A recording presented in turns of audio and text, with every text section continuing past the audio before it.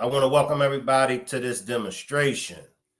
Shannon's latest rant about Naziah Harris. I'm going to give everybody a few more minutes to pull up, and then we're going to get into this demonstration. It's a lot. It's a lot. Along with going over Shannon's latest rant about Naziah Harris, Roxy has responded to some folks.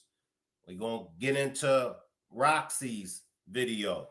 Also, we got some more chopping it up to do with King's testimony and what part does he play. So buckle up, get your popcorn, get you some wine, kick back and relax, because this is one of those demonstrations that we are going to be here for a while. All right, so make sure y'all get comfortable and relax. I'll give everybody a few more minutes to pull up, and then we're going to get into this demonstration. Salute to the chat. Salute to the replay game. Salute to all of my rock squad. Salute to Miss Parker and her riders. Let me give a quick shout out for those that have just pulled up. Salute Perk, Angie, Monica, Positive Vibes, Leslie, Miss Parker, Suntan. Salute to the chat. Let me read my copyright disclaimer. Salute Foxy. Salute Kalila, Irma, Nisha, Marty. Salute everybody. We in here deep early. Let me get my copyright disclaimer out the way, y'all. Copyright disclaimer under Section 107 of the Copyright Act of 1976. Allowance is made for fair use for purposes such as criticism, comment, news reporting, scholarship, research.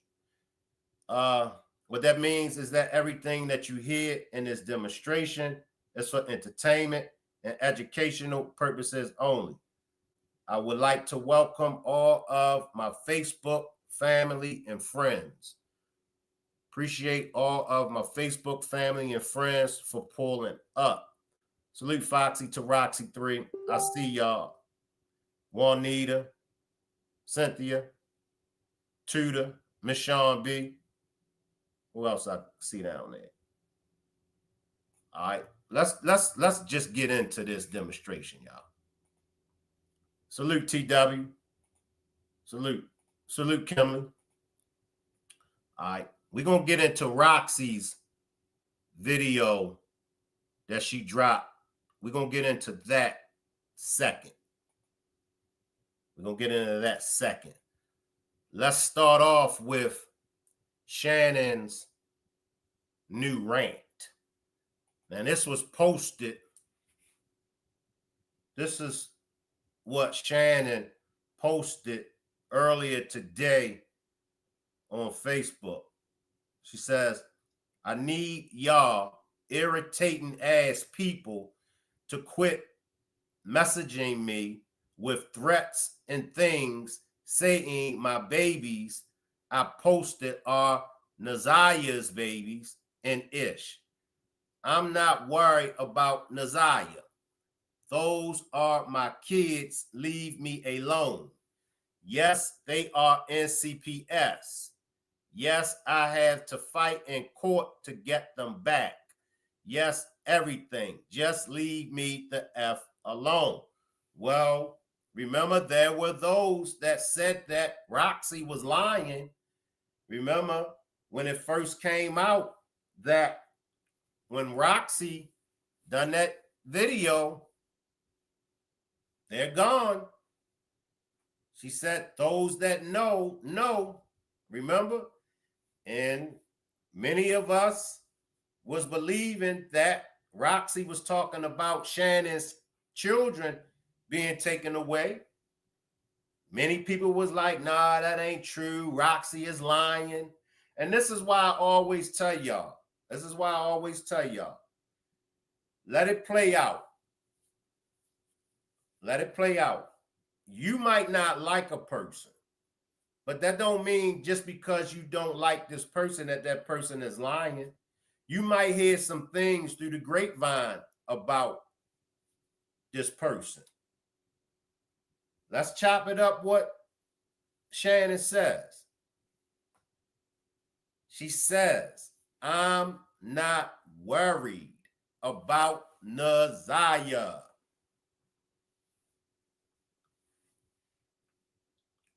This is Shannon, y'all. I'm not worried about Naziah. Well, we see that.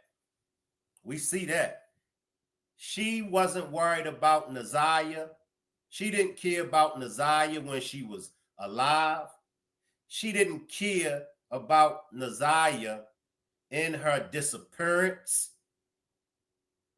She don't care about Naziah in her death. And this is why she's been acting the way that she has been acting, which gives me and most of everybody the impression that Shannon had something to do with the disappearance and possible death of Naziah, one way or another. Whether she committed the act herself, whether she helped somebody that committed it, or if she simply knew. She definitely knew. And she definitely knows what happened to Naziah, and she knows who done it to Naziah, and she knows where Naziah remains are. But this is something cold to say. And she put this on her Facebook page. She put it on her Facebook page. I get it if you're on the phone with somebody. I get it if you're out in public with somebody. But she put this on her Facebook page. It's in black and white.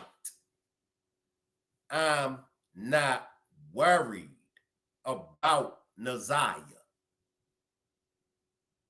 Then she goes on to say what Roxy said. And this is why, for me, I believe that Roxy is solid. Now, the situation with her and Janelle and Kiwana, look, I don't got nothing to do with that. You know, to me, it's just a cat fight. And I ain't getting involved in no cat fight. But as far as being solid, as far as telling us what's going on, Roxy has been telling us what's been going on.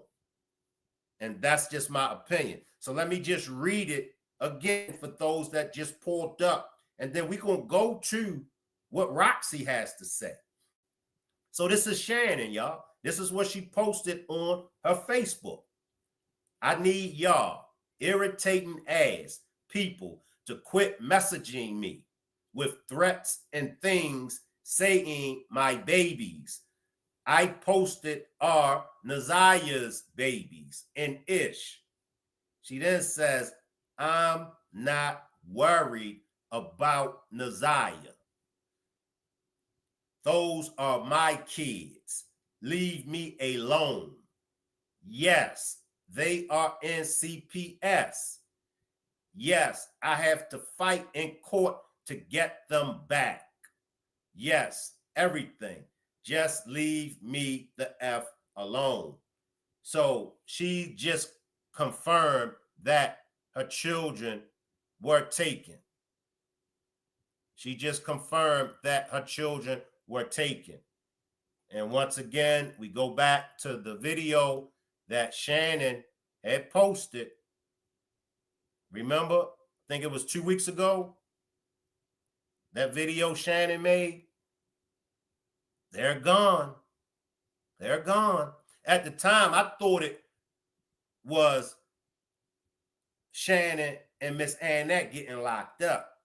But then later on, it was brought to my attention that Shannon was talking about Jarvis and Shannon's children being taken.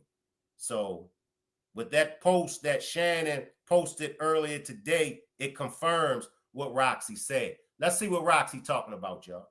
Let's tap into Roxy.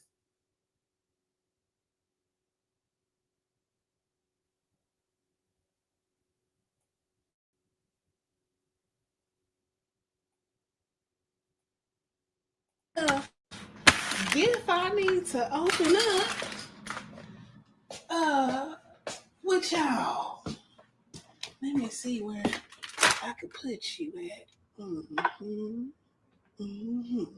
Where can I put y'all at? Because you know it's St. Patty's Day, and I'm gonna be hood Irish today. I'm gonna be hood Irish today. I just came on here to talk to y'all real quick. Hey, came on here to talk to y'all real quick. Hold on. Ain't too much. Okay.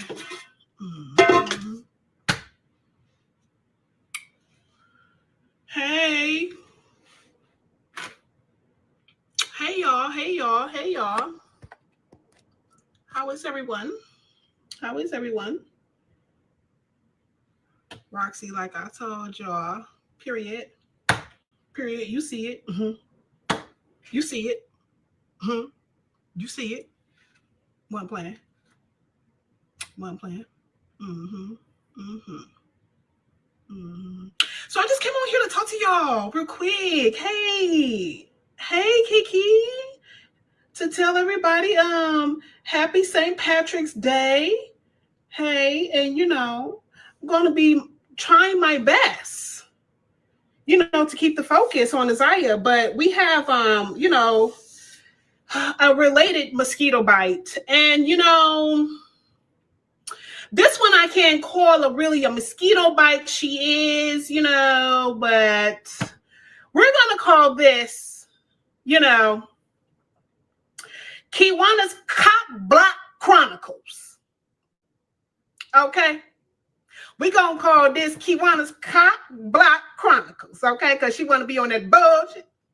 Okay? She want to be on that bull. You see the shirt. You see the hat. Hide your shit. I mean it. Hide it. Hide your keys. Hide your purse. She out here robbing us. She out here robbing us. Okay, she's out here. Anyhow, she out here. I called this Kiwana's Cop Block Chronicles because she can't seem to keep the focus on Isaiah. Okay, and she wants the attention.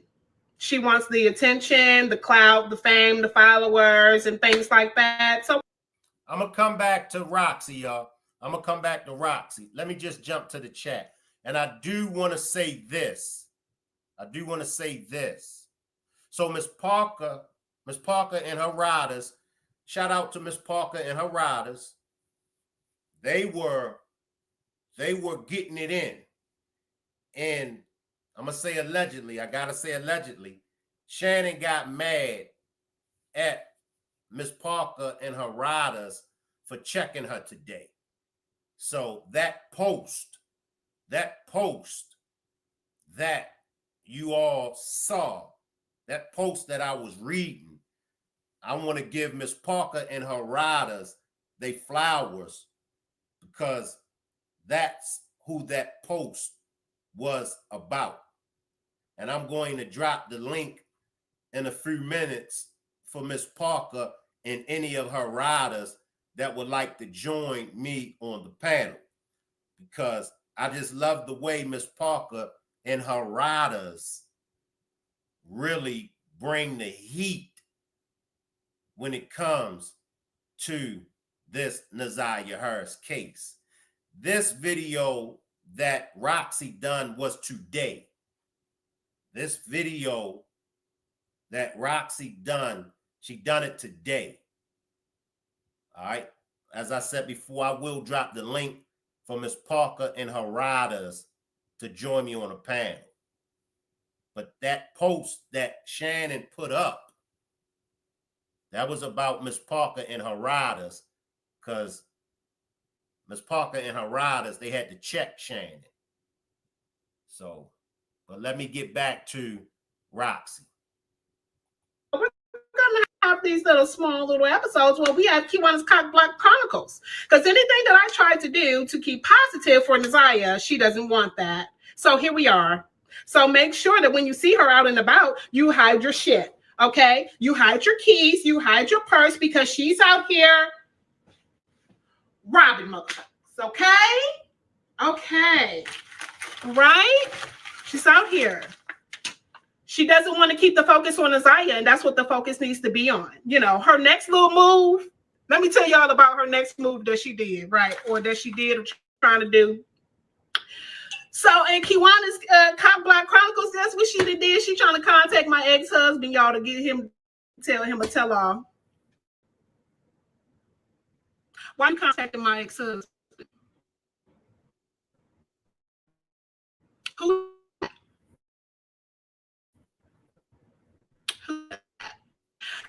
How do you have time to sit around and make up lies, and you have time to contact members and people's ex-husbands? How do you have time? But she had no time to keep her cock block. She trying to cock block anything that I do, okay, that has to do with Nasiah. Anything. So, you know, we're going to tell her, you know, we were going to tell her, because look, I got a new fan. I got a new fan. I got a new fan from I got a gift today. Appreciate that super chat. Appreciate that super chat, Kenya. Kenya says, justice for Nasiah. Hashtag riders, salute at Shank. Appreciate that super chat, Kenya. Got a gift today. I mean, anything that I'm trying to do, she just wants to block it from Nasiah, because I guess she doesn't want Nasiah's name in the limelight. Well, guess what? It's going to be justice for Nasiah, baby. Okay, hold on. Before she come back, what are y'all thoughts? I know the chat is mixed. I know we got some people in the chat that don't really care too much for Roxy. I know we got some people in the chat, you know, that rocks with Roxy. So it is even chat when it comes to Roxy.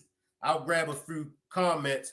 Juanita says, I know, right, Miss Parker, all we want is justice for Nasiah. Lucky says, poor babies born into this chaotic family and got to make sense of this foolery. My magazine says justice for Nasiah. She definitely didn't say X. All right. Once again, Kenya, appreciate that super chat. Let's get back to Roxy.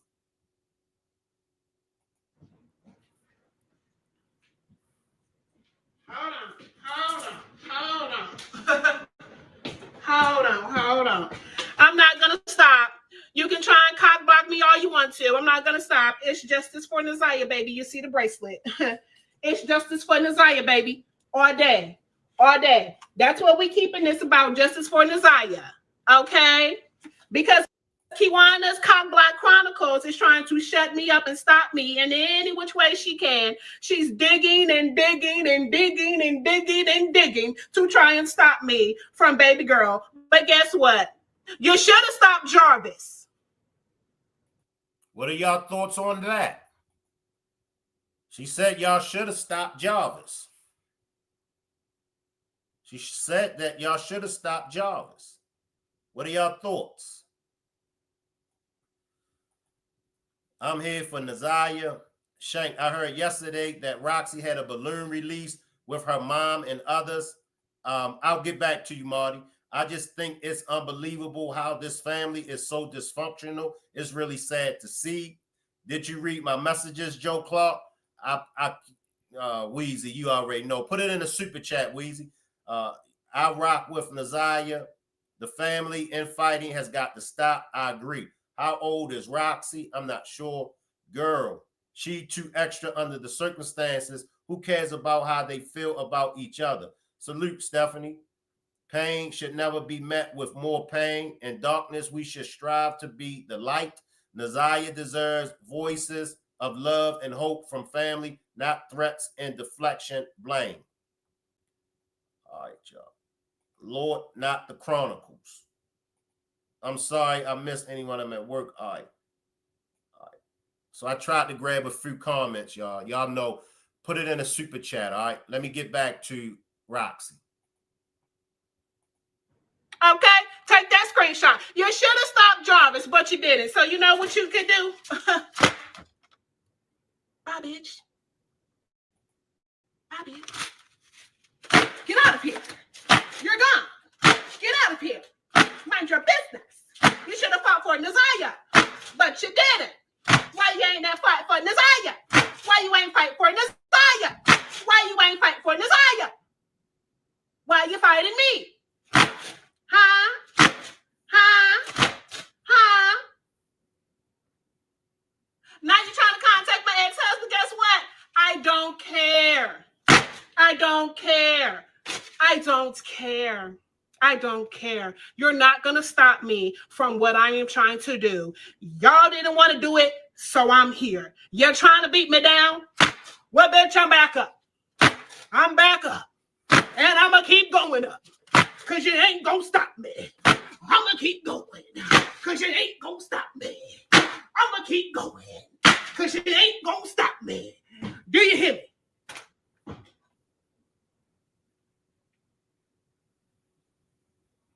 When you want to stop, you let me know. Because we can keep the Kiwana Chronicles going. We can keep it going. So when she does bull crap, we're going to tune into Kiwana's Cockblock Chronicles. Okay? Because this is her next little move because she's digging. She's digging. And I'm going to let her have it, baby, because I take accountability and I live in my truth and I don't care. All right. Let me see who we got on the panel. We got Miss Sean B. Salute, Miss Sean B. Talk to us. Salute, everybody. What's up, Shank? How you doing? I'm doing good. Much respect to Miss Parker. Miss Parker, you know I love you, sis. Listen, it's very unfortunate for anybody that's following this immature brat. That's what she is, and she needs to grow up. This has gotten so far beyond Naziah. I don't care about the pretty colors that she puts on a t-shirt in the back of a jacket. I don't care how many times she says her name. Everybody knows she says it more than Shannon, who never says it. But she needs to grow up. She is so immature. It's pathetic. It's pathetic. I didn't know who she was until Naziah's chaos happened. And now nobody can forget her. So that means she gained her fame on Facebook and all these other social media platforms off of Naziah's loss. And now she uses Naziah's name to hold on to it. She's pathetic. There's nothing strong about her. There's nothing respectful about her. I don't care how many times she's right about the kids being taken. That doesn't matter. They weren't taken soon enough. Naziah's still gone. While she's saying what Kiwana should have done, how about she talk about what her mother should have done? Because her mother knew as well. And her mother was there in Detroit while she says she was overseas. It's totally pathetic. It's pathetic and it's sad and it's ugly. They want to tear down Tootie for doing what she wanted to do for a memorial while Roxy goes and launches 50,000 balloons. Is that why? Because she wanted the honor of saying she did it first? You understand me? So while you pointing the finger, Roxy need to remember it's 3 more pointing it back at her. Shout out to She need Tootie. to she need to find several seats. Shout out to Tootie. All I've heard is good things about Tootie. So shout out to Tootie. Like for real. It's so sad. You know, I started out having respect for her, and when she was working with Mark D and all of them, because I didn't know anybody and I didn't know the backstory on a whole bunch of stuff. But like everybody else, I did my research, I put my time in, I watched, I listened, I studied, you know what I mean? And I can comprehend very well. I don't need nobody to break it down for me. If it doesn't have to do with Nazaya, I don't care what Kiwana did, does, have done. It doesn't matter. What is this hard on that she has for them too? Like it's so obvious. Now I give credit where it's due. And I don't place blame where it doesn't belong. At least I try not to. I'm not perfect. People were mentioning things last night while we were on Miss Parker's panel. And I clearly was like, listen, I never heard that Roxy did that. I never heard that Roxy said that. That's not what I meant about Roxy. You understand what I'm saying? So I'm not just hating, is my point. But when you're wrong, and she's pathetic. And I got a couple of recliners around my house if she need to come find a seat. She need to take several. It's one thing to support somebody for doing the right thing, but y'all got to start calling her out when she wrong. I agree. Especially when y'all dropping y'all money to her. Now, where y'all put y'all money is y'all business, but y'all have earned the right. Y'all have bought the right to call her out. Y'all are her supporters. Call her out. Just like Miss Parker say, correct her when she's wrong. I say the same thing. Correct me when I'm wrong. Well, Roxy, you're wrong. And I did that for free because you can't get a dime from me. Love you, Shank. I'm going to drop down, boo. Love you too, Miss Sean B. Appreciate you for pulling up. I like what she said. Just as well as we call her out when she does something good, we got to be able to call her out when she does something that's not good. And I can see people's point of view on this video. It's not classy. And in my opinion, the level that Roxy is at, and people had to call me out a few times. So this is why I'm able to agree with Miss Sean B and the rest of y'all. And this is why I can honestly say the same thing, because even the times when I was right, by me entertaining the foolishness, by me indulging in the foolishness, that made me look worse than those that were attacking me. So I had to learn the hard way. I had to learn the hard way. So salute, Miss Parker. I'm gonna go back to Roxy for a minute, and then I'll give you time to speak. All right, Miss Parker. Go ahead.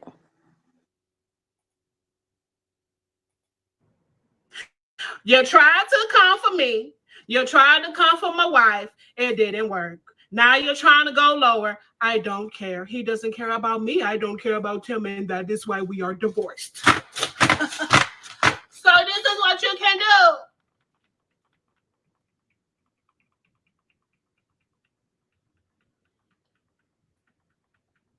Because anything that she does or says, what does it have to do with Nazaya?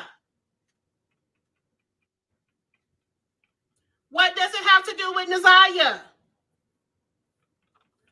So since you want the attention, here you go.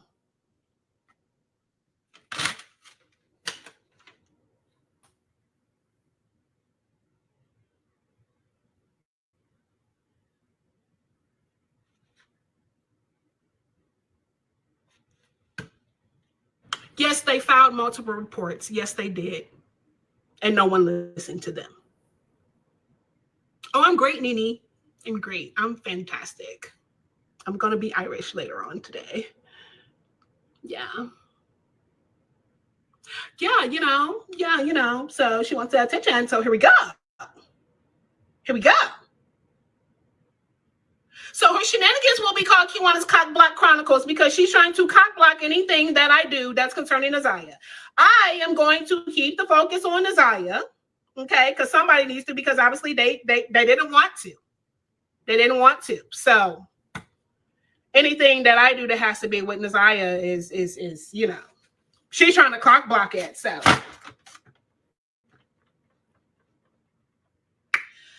this fan won't break, y'all.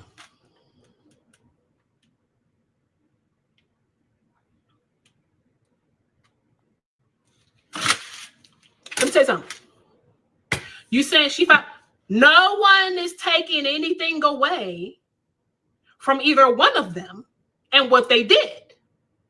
But don't be upset at what I did, because you did what you did. You were at a standstill. And then you have issues with what I'm doing that don't make sense to me. And now you're doing all of this extraness, contacting my ex-husband and all this other stuff like that. I guess that would negate the fact that, oh, I've been married someone when they were less than 18.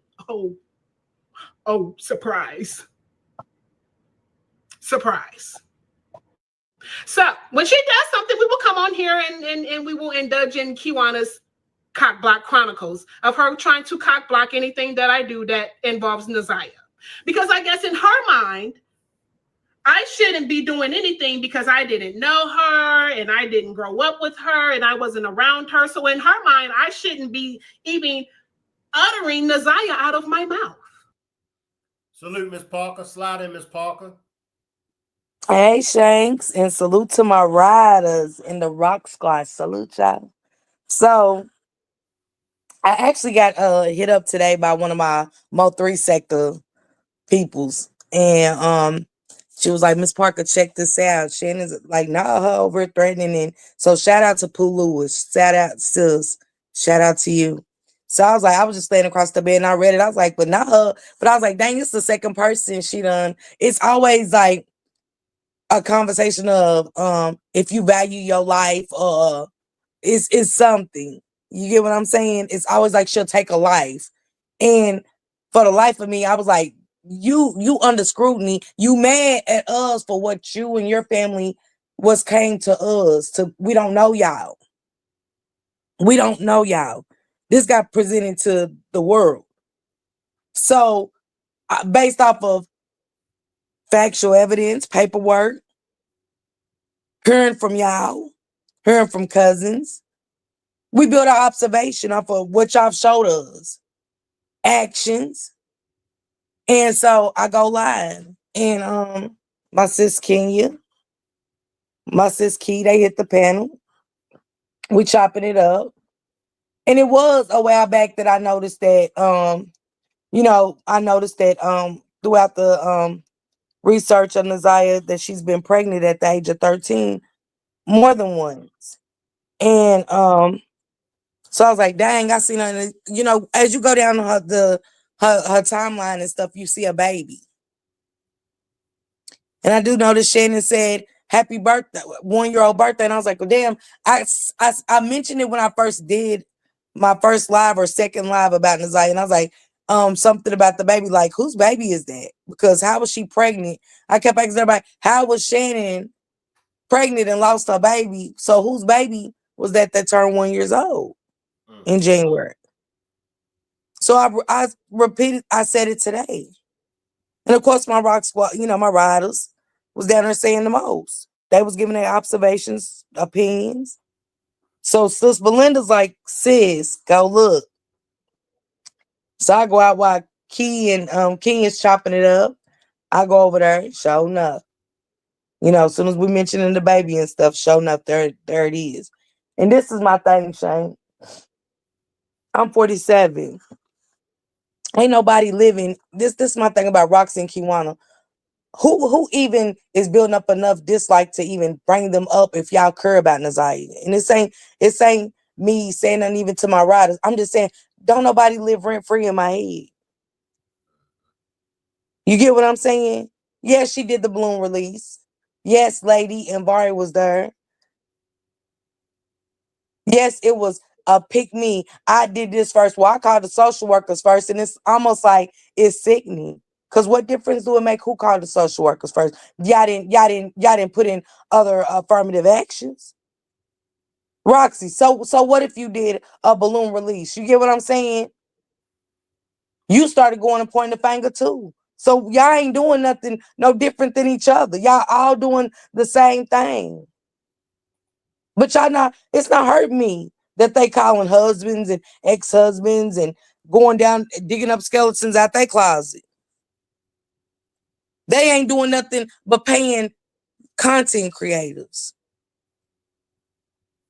Because there's some content creators that's here for their coins. We here for Naziah. The same energy that Roxy, Kiwana, and Janelle is doing, whether we like them or not. Why y'all won't go over there to ask Shannon and what really happened? Why y'all won't go over there, sit down with them, and tell them how sick this shit is? Why won't y'all go get Bari, sit him down at a round table talking, and get the other family members, even the old heads? Because it didn't just start with Jarvis. Why y'all don't go over and tell him his truth so he don't have to find out, just like how we found out some of y'all most embarrassing moments? He won't go to that courtroom in October and find out what really happened to drive him insane. Y'all want y'all generational curse to keep going. That's on y'all. But y'all are showing us, just like Shannon, you keep saying you care about Naziah, then shut your mouth. Go look for her. It ain't even got to be publicized. If you doing a rally, or if you doing something, if I get it, just say that. Hey, y'all, if y'all want to help search, let's, meet me at Tabernacle Church. Meet me at woo woo woo woo. That's it. That's it. Everything they do has to be televised. Everything. I've never seen anything like this. Especially when it comes to a 13-year-old child pregnant and missing. Not that she's unalive, she's missing.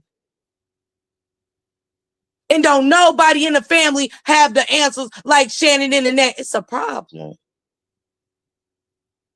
We don't care about Mark D and Kiwana or Mark D and Roxy. We care about where is Naziah. Why y'all can't even say that? Y'all can't say that without, you got to purchase a shirt. I got tote bags. I got hoodies. Or we can't say that on the other two double mint, a shank. Look. They over there pointing the fingers. Over there with the spiritual lady, pointing the fingers. She's even got her platform where they picking sides, causing division. That's, if you look at the stories we covering, that's the problem. And that's why this little girl ain't safe, because it was division in that family. So as a content creator, you should be like, look, okay, and I get that y'all want to, do this, but has anybody talked to Shannon and sat down and, really want to have a real conversation? Like, can you give us some clues where we can go look at? Can, just give us a little something. We don't need it all. Just give us a little something just to bring a little peace and closure to the family. Lady might not deserve it all, but she deserves that. Y'all go comfort Lady. No, we ain't comforting Lady, because we want everybody to know that we better than them. Janelle and Kiwana want everybody to know that Naziah got hand-me-down clothes from their daughter. See, that's the shit. I would never tell y'all nothing like that. I would never tell y'all what I gave to my sister. Passed down or nothing. When they started doing that shit, that's when that threw me about them. When Roxy started taking donations, did I buy a shirt? I did. I bought my shirt for Naziah.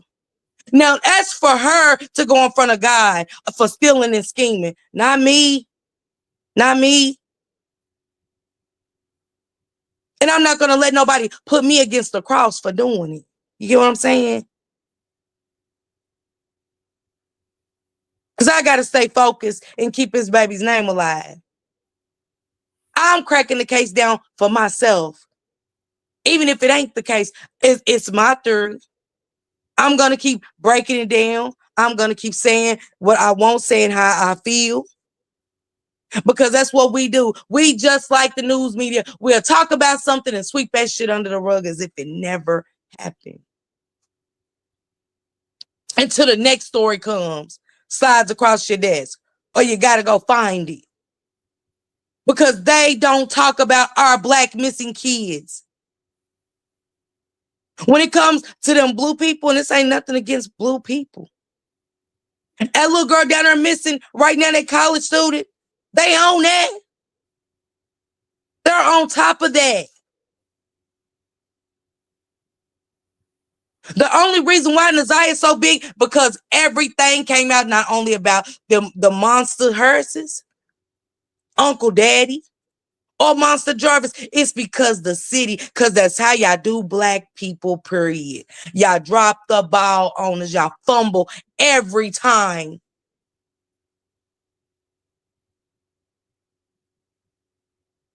Every time. Y'all would have swept it under the rug. And for that Black man, for Professor Clump that went on that stand and said he didn't write a missing report or nothing, he's just as guilty. That's our problem as Black people, coming against each other instead of coming up with a solution and trying to figure out what happened to this baby. Instead, we got to dissect these Black people up in Detroit. We got to see what Annette was really doing. Because wasn't nothing spiritual about her, baby. That was a pump fake. We got to figure out why these babies was in the shop at the age of 7. They went up there picking up lug nuts. We got to figure out now how many monsters was in that shop. What was really going on at Frank Shane? Why does trafficking come out of Janella's mouth and Kiwana's? Let's talk about that, Janella and Kiwana, because that's important to me. That's very important to me.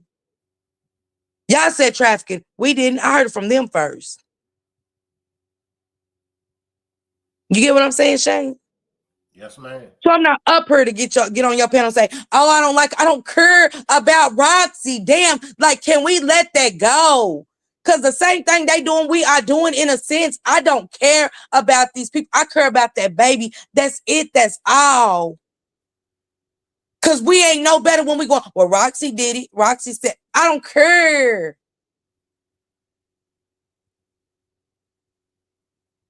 I don't, Shank. This case has drove me crazy. I spend hours and hours and hours, 4 hours, sometimes 2 a day sleeping. Headphones in my ear to listen and going to sleep with headphones in my ear, listening to any and everything they say to go back. What's going on at that shop, Miss Parker? Was that shop a front for human trafficking?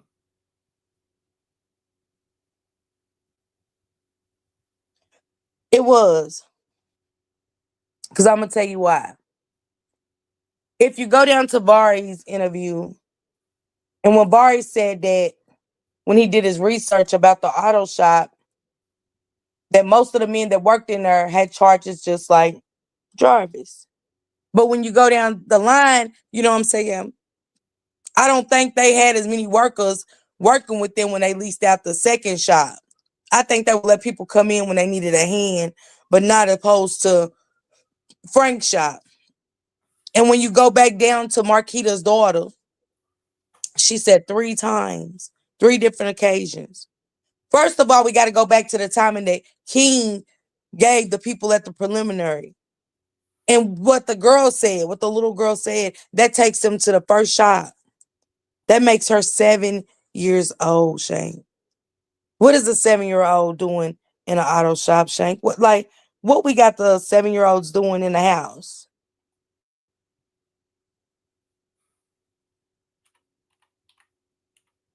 You get what I'm saying? Mm-hmm. Let me see what Sis Belinda said. Question: did anybody get Shank or Miss Parker the post from Mark D?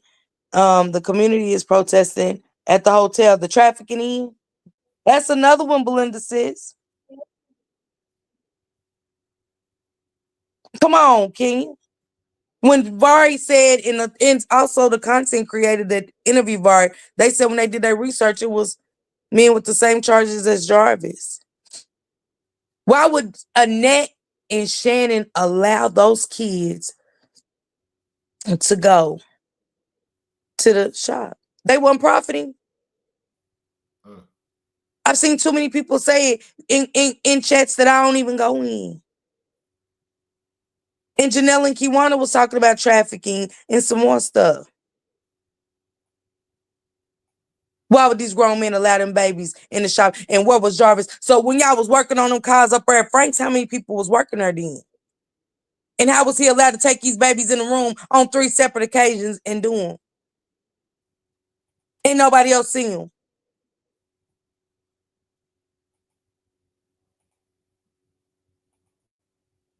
Definitely some foul play. Definitely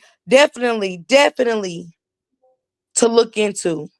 And then like like Belinda said, they going up there to the trafficking end. Why we up there at the trafficking end? You notice how Shannon and her sister hung Shane at a hotel? They hung at a hotel on many. Nobody does that. No, nobody, man, Shane. Ain't nobody just going randomly. If it ain't a hotel party, we not going to get dressed, hanging at no hotel, meeting random men. They want meeting random men to hopefully catch a hot date or catch a find a boyfriend. Where did they get that from? These are learned behaviors.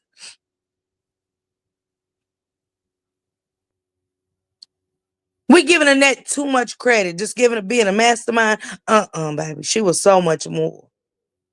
That's why the monstrous pedophilia shit was happening in her home, Shane. That's why she like being quiet. That's why the kids weren't allowed outside to mingle amongst the others, because kids talk. Yeah, kids talk. Appreciate that super sticker, Porsche. Appreciate that super sticker, Porsche. Thank you, Portia, sister. I want to slide back to King. I want to slide back to King testimony, Miss Parker.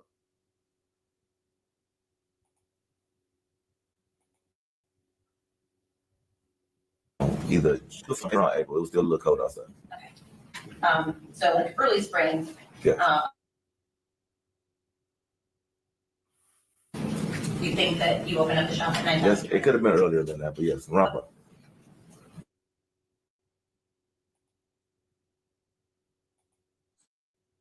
Business partners? Yes. Did you hear from business partners? Yes. Okay. You also consider Mr. Buck's a friend at that point? Yes. As far as the business arrangement, you said it was a 50 split. Did you split it every day at the end of the day? Or? Every day at the end of the day. And the reason why I wanted to come back to King is because I want to know what was his role. Appreciate that super chat, Juanita. Appreciate that super chat. Juanita says, let's go, Miss Parker. Me, Sean, and old boy in the rider sat up all night long. And it was some good thoughts and points coming through about King. And stuff we had to thank, and then we had to go back and rethank. So salute to Sean for staying up with me all night and old boy. But we had to thank, and then some people was also saying like, somebody had to bring it back. Like King did go to jail at the first shop. You know what I'm saying? But at the same time, Shane, when he said, this is what got me when he said, oh yeah, I told him, is he taking her home because she would be a distraction? A distraction from what? It ain't been a problem with her coming to the shop any other time. Stop right there, Miss Parker. Appreciate that super sticker, Kimberly. Appreciate that super sticker. So thank you, Ryder. His own words was she was going to be a distraction. Mm-hmm. Let me come back to King. And I ain't mean to cut you off, Miss Parker. Now back around the beginning of 2024, end of 2023, were you seeing a woman in Clinton Township?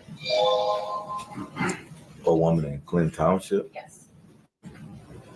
A friend of a woman named Shannon Harris. In 24? Yes, No. or ever. Yes. When were you seeing her? Probably was 2000 and maybe 19 or 20. So before you went. Before I went to prison. Okay. Did you and Mr. Butts ever have a falling out about that? No.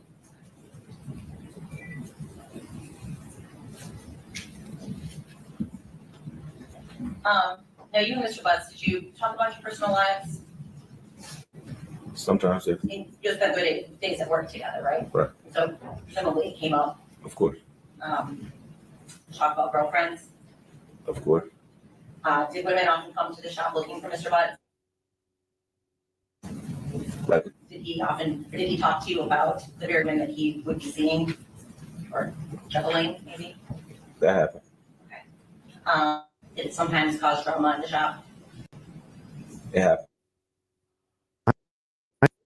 Now, here's my thing with King, y'all. Here's my thing with King.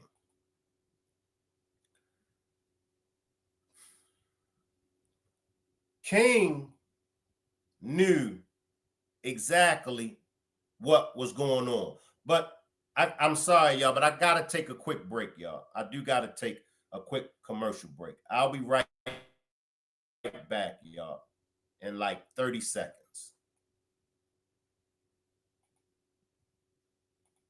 Dare you to let me build you a completely free e-commerce store preloaded with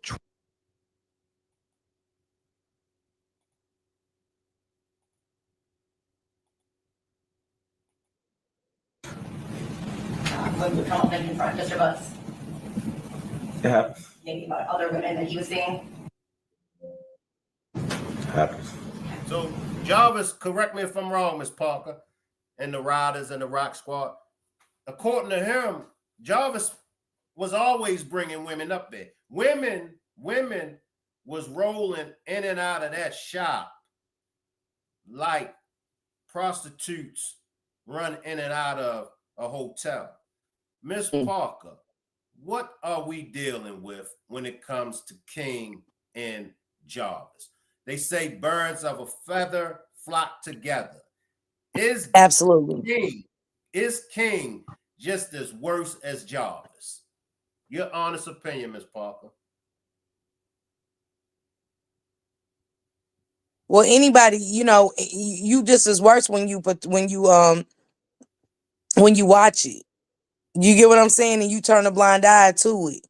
But I don't think this was a case of a turn of a blind eye. I really think this was a join in, tag me in. You know what I'm saying?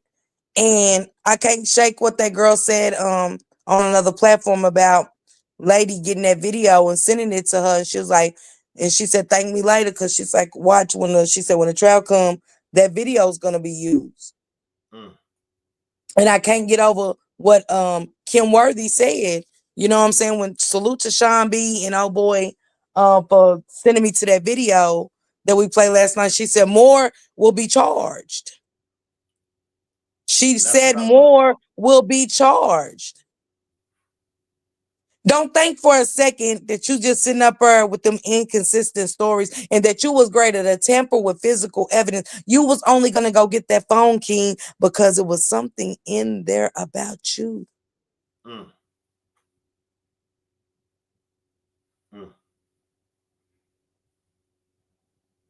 So yeah, let's get into it. A quick announcement. If not to cut you off, Ms. Parker, if anyone is interested in attending this year's 3rd annual Rock Squad meet and greet, October the 23rd through October the 27th, please see Marty. Marty is in the chat. If you are interested in attending this year's 3rd annual Rock Squad meet and greet, October the 23rd through October the 27th in Charlotte, North Carolina, please see Marty. Come on back in, Ms. Parker. And shout out to my girl, Angie. Shout out to Pensy Lola, my Detroit people that's out there putting in the footwork. Earth Angel, she hasn't stopped searching. She said it's too far in her heart. I want to just take a second and give flowers to the Detroit people that's been in the chat, our subscribers, whether they Rock Squad or the riders. You know what I'm saying? They ride for Naziah heavy. And I want to give flowers where flowers is due. Earth Angel says she can't even sleep. She searches. Pensy Lola and Angie. Angie's putting the footwork in, going to the courthouse. Constantly mapping and sending me maps. Pensy Lola's constantly leaving the chat and going to Google and check streets out. The hustle freak, always checking out areas and giving times and how far this is. And that's a lot. You know what I'm saying? Especially when you're trying to hear the content. You don't want to make sure you miss nothing because again, I tell y'all gotta go back and listen. And I know it might, for those that don't want to do it, I get it. So just tune in to these content creators. But other than that, I go listen for myself, for inconsistencies, for the lies, for the, you know what I'm saying? I even look at appearance, how you're acting, how nonchalant King was. It's not like it's even serious to him. Nope. It's not serious to none of them, Miss Parker. None of them shows me any sign of like they care about this little girl. Did you ever feel like that was affecting business? Look at him. No, thanks. What about at the business that you own with Connor? It didn't happen as much. Didn't have as much in Connor? Right. Okay. Just look at him. None of them cared about. Sometime, I guess, you were working together. You had a friend that was, I guess, talking to or trying to date one of Mr. Butt's daughters. Is that correct? That happened. The daughter was 21, 22. She was somewhere around, not 100% certain, but yeah, around that age, 20, 21, 22. And that caused an issue for Mr. Butts. It did. He got pretty upset with this friend. It did. I was in prison at the time, so yes, I was involved directly. Okay. Did you ever hear about an altercation that happened between the two of them? Some kind of altercation did occur, yes. Can you pause that? Come on, Miss Parker. Not the monster. Not the monster mad at King. But King in jail now. Look, listen to this. Your partner in jail. His partner want to talk to your daughter. And you're mad. You wasn't mad because you wanted to protect your daughter because you slept with a 4-year-old, sir. You was mad because that was yours. And only you was allowed to say who touched the kids. You was the only one allowed to say and put the direction on the way the kids was going to be rotated if they was going to be rotated. Because, see, we can't forget, y'all was rotating women. So we know if he's a patty, he's rotating them kids, but it had to be on his watch, his time. He said what goes. He was in control. Look how he talked to Tashiana on that phone. Me and Sean and old boy them and the riders, we laughed. We never laughed so hard. We never laughed so hard this morning. And I said that's the only thing Jarvis said right about her. But Jarvis was a control predator. If you go through some of the texts, when Naziah didn't want to do certain things, she said, "You're not mad at me, are you?" That's true. That's true. Bari even said in one of his interviews that he would go over there and put his hands on Shannon. And he wasn't putting his hands on his auntie while he was there. So that speaks volumes. Absolutely, Pensy Lolo. Here go a text right here from June the 27th, 2023. He asks her, "Are you naked yet?" She says, "No, I don't want to get naked." Then she says, "Are you mad I didn't get naked?"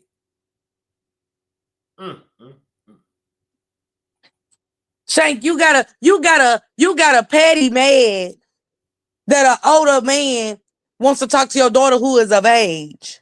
See, that didn't sit right in his competency. You get what I'm saying? Something wasn't jogging the pedo's brain because the pedo was used to kids. Mm. It made Jarvis sick to his stomach, Tashiana, to lay with you. Mm. It made Shannon sick to lay with her. Anybody that got the kids by him. That's why they only seen him 2 days after we. He was on a prowl. And I gotta stop you for a second, Miss Parker. Can I get everybody to throw up some prayer hands for my moderator, 80s baby? 80s baby has been in the hospital since Friday, and she's expected to be in the hospital for a few more weeks. So can I get everybody to throw up some prayer hands for my moderator as well as Miss Parker's moderator, 80s baby? 80s baby, we're praying for you. And also, can y'all please watch the language in the chat? If you have to use profanity, just use the letter of the word. If you're going to use the B word, just use B. If you're going to use the S word, use S.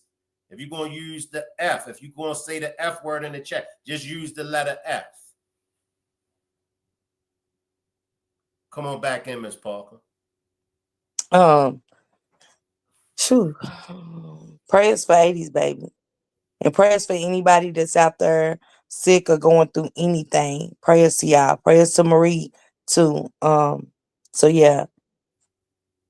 I seen a comment from my sisters. I see through you and Top Flight, and from observation, Shank, we just gotta call a thing a thing. I know some people want to be gentle about it, and this case ain't a gentle case. This case ain't it's not even a sensitive matter anymore. It's looking at the facts. For Shannon and Annette, for Shannon, the double Dutch monsters to go to that hotel, Annette knew. Annette was definitely the mastermind of a quick fixer upper. And the fixer uppers was the shop. How did these babies land in an auto shop? How did Marquita just meet a man and bring him home? Don't forget Marquita and her boyfriend, the one that did the interview, he went there too. Like, we ain't getting to know nobody. You just get to bring the monster, like, bring people in the house. We ain't, we got kids in her. But see, that's what she knew, Shane. That's what she knew coming up when Uncle Daddy was, her brother, Eric. Oh, Uncle Daddy. He showed her the roots and he showed her the way with the generational curses that followed them. And she carried out every bit of it. She is the mastermind behind all of this. Also, I have a clip of where Shannon told Mark D that she think Annette and Jarvis did anything. My mother with my baby father, that's a problem. But why would she be okay with it? Why would Marquita be okay with Shannon messing with Jarvis and having 5 kids after she was with him first? What about Marquita's boyfriend who was with Shannon first but ended up with Marquita? Why are we not angry? Because that's their lifestyle. Tricking. And that's the pimp. Y'all thought Jarvis was the pimp? And that's the pimp. That's deep. It's right there in our face. Nobody's okay with that, Shank. Yeah, just like it was right there in Annette's face all along.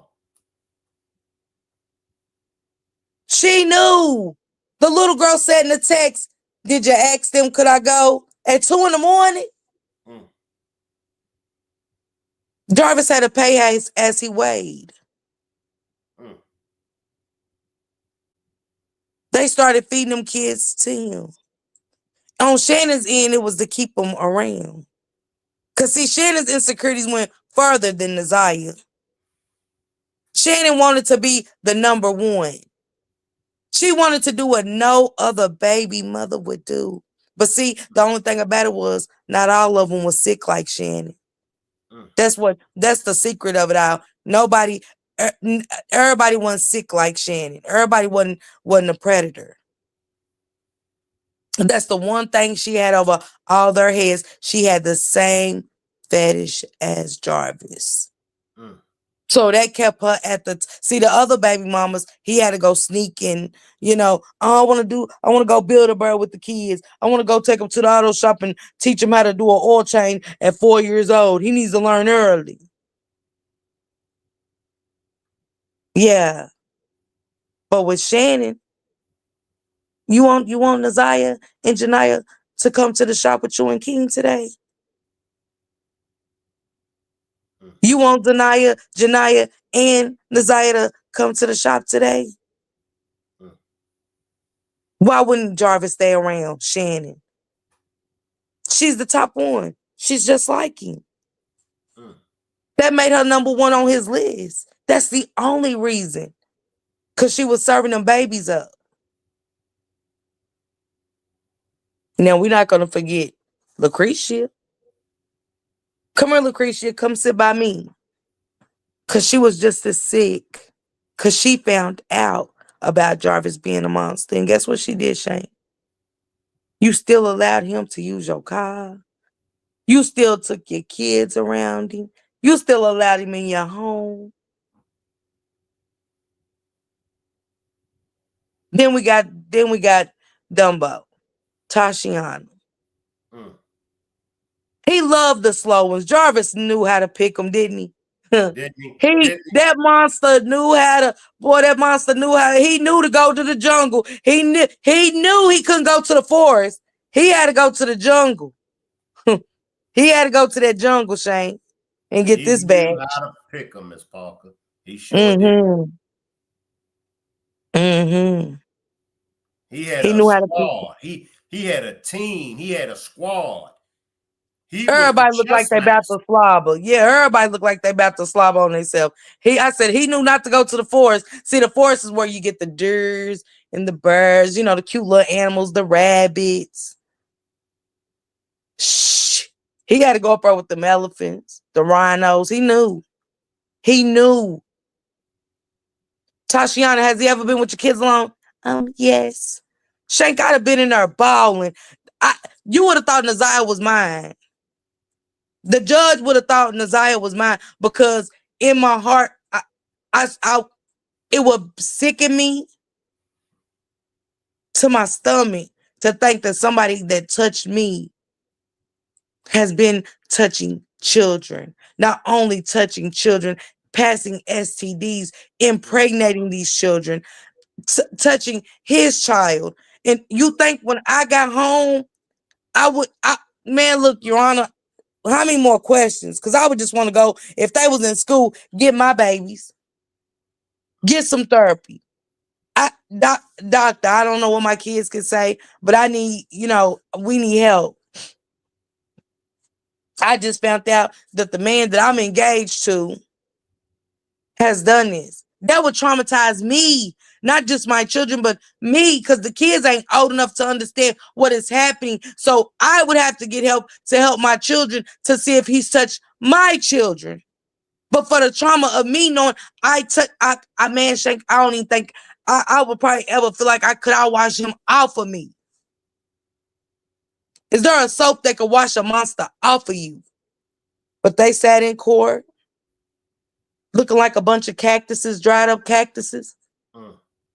And the embarrassment of it all. You know what I'm saying? The embarrassment of it all for this and to still be attached and put money on the books, making three-way calls, you know what I'm saying? And other stuff, it speaks volumes to these women. Straight sick. Hmm. Straight sick. Hmm.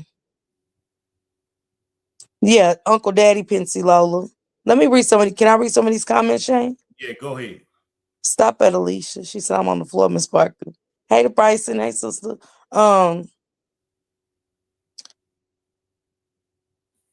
Irma said, I heard the phone call. He really thought he was somebody, but Irma, that's the kind he picked.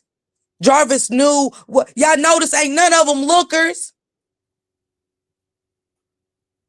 Even when y'all go look at the pictures that we sent with all of them on the face, you go, well, she decent. Not she's cute, well, she decent. He stopped. You got to think he went from messing with the 13-year-olds he impregnated all throughout Detroit, who don't know if they got kids by the kids, if the kids is uncle, daddy's cousins, nephews, great daddies, great uncles, great granddaddy, nothing. He groomed enough. So he had to go, now he had to search for the women with the kids. You get what I'm saying, Shane? I'm right there It's a with you. pattern. He was starting a whole different kind of pattern.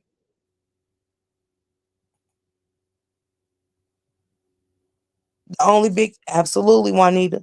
The only victims in this case is the kids.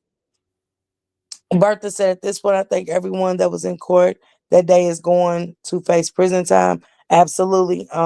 Alicia said that's the only time Shannon stuttered. Girl, I understand is when they asked if all the of Jarvis's women he messed with adults.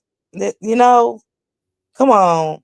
It hurts me as a child as a victim to her still happening.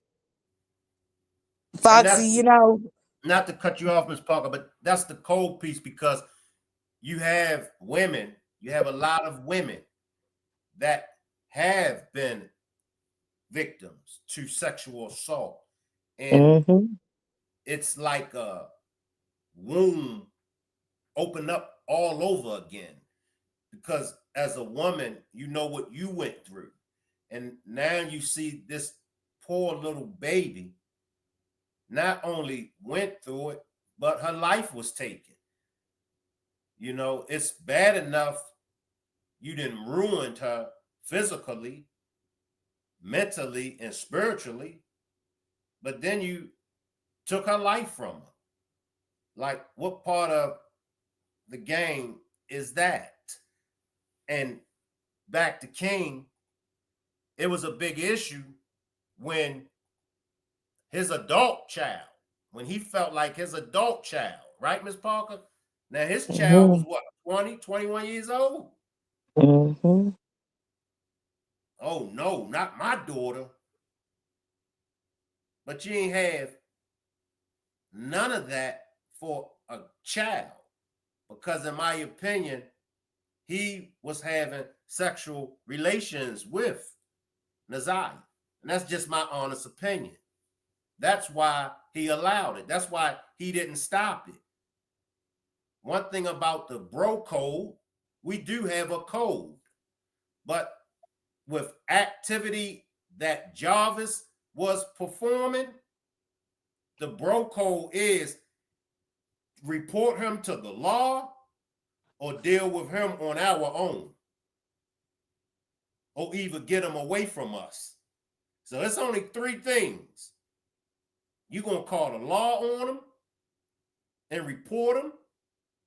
You're going to put hands on him yourself, or you're going to get him around from you, or you're going to get around from him. If you don't do any of those three things, that means that you are participating in the act right along with him.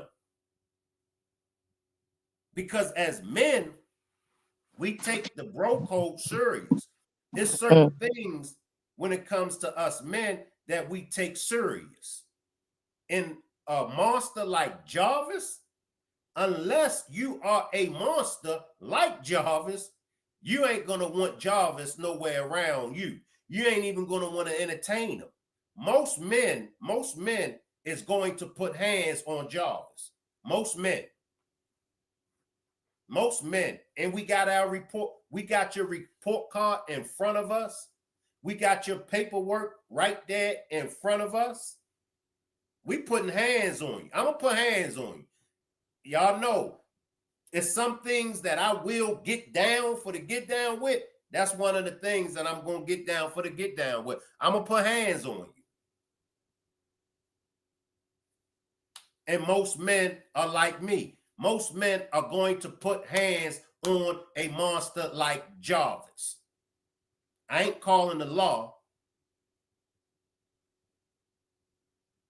Why did King condone it? Why did King allow it?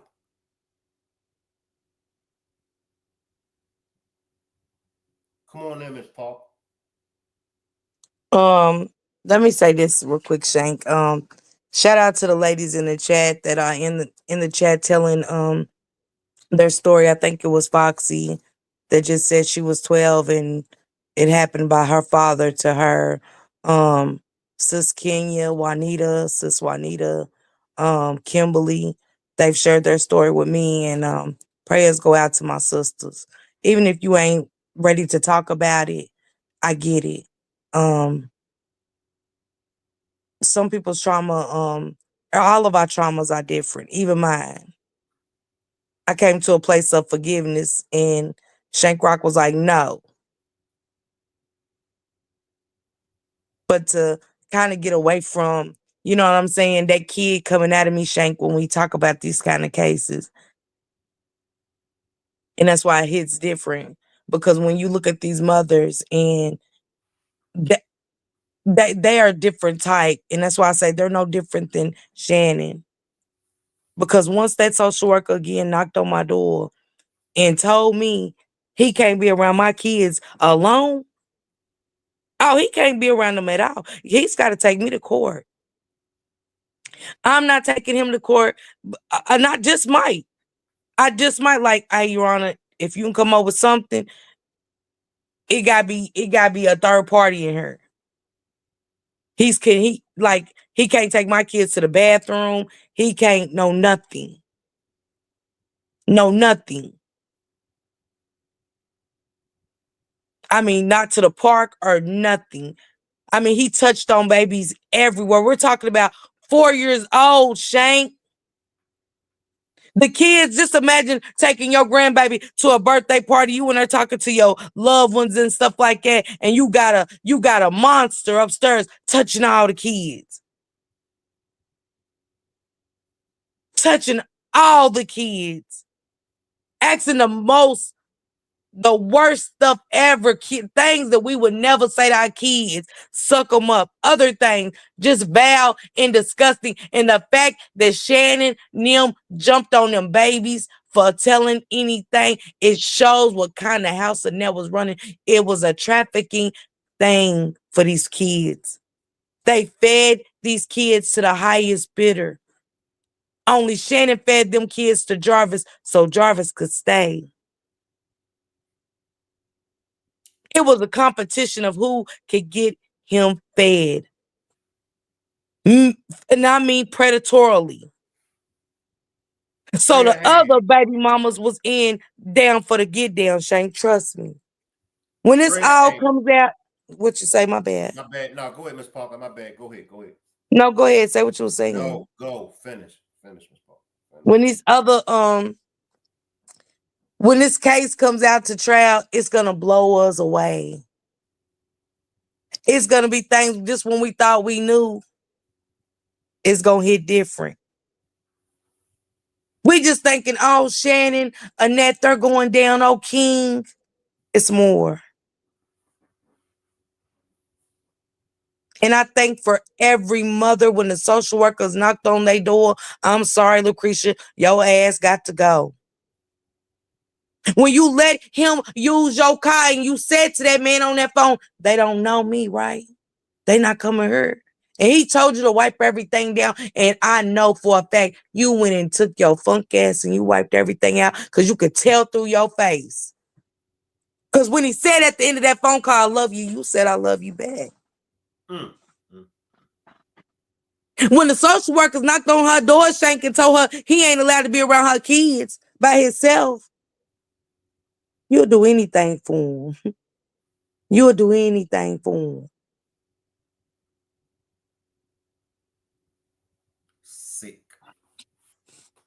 Sick. Prayer hands. And my apologies to all women that are sexual assault survivors. Prayer hands for all women that endured sexual assault. If I could turn back the hands of time, surely I would turn back those hands so that you wouldn't have to experience it, because no woman, no child, no female has a right. Nobody has the right to take that from a woman. It's no such thing in my book. Oh, that little girl acting fast. Oh, Shank Rock. See, it ain't him. It's the little girl. The little girl was fast. Yeah, but you are an adult. You are a man. You ain't got no business laying down with no little girl. I don't care how fast she is. You are an adult. You ain't got no business laying down with a little child, with a little kid at all. It's sick. It's sad. I'm going to bring you back in, Miss Parker. Give me 1 second. I want to go back to this monster because the bro code is if your brother is out of pocket, you check him. Mm. That's the bro code. When your brother is out of pocket, you're going to get checked. That's how it's supposed to go. That's how it has been for as long as I can remember. I've been checked. I've had to do some checking. And it was never on that kind of level, because that right there, we don't do that. And we don't condone it. I don't know who has been around Jarvis. I just don't know, because he's lucky. He's lucky that he's still breathing. With a report card like Jarvis, Jarvis is lucky. He's still breathing. Jarvis is lucky that he ain't somewhere banged up. Do y'all know his report card? Yeah, we all know his report card. How is it that he was able to operate with this dude right here? Because this dude right here gets down just like Jarvis gets down. I'm going to go back to this dude, and then I'm going to come to the chat and Miss Parker. Was your impression that Mr. Butts was pretty protective of her? Yeah.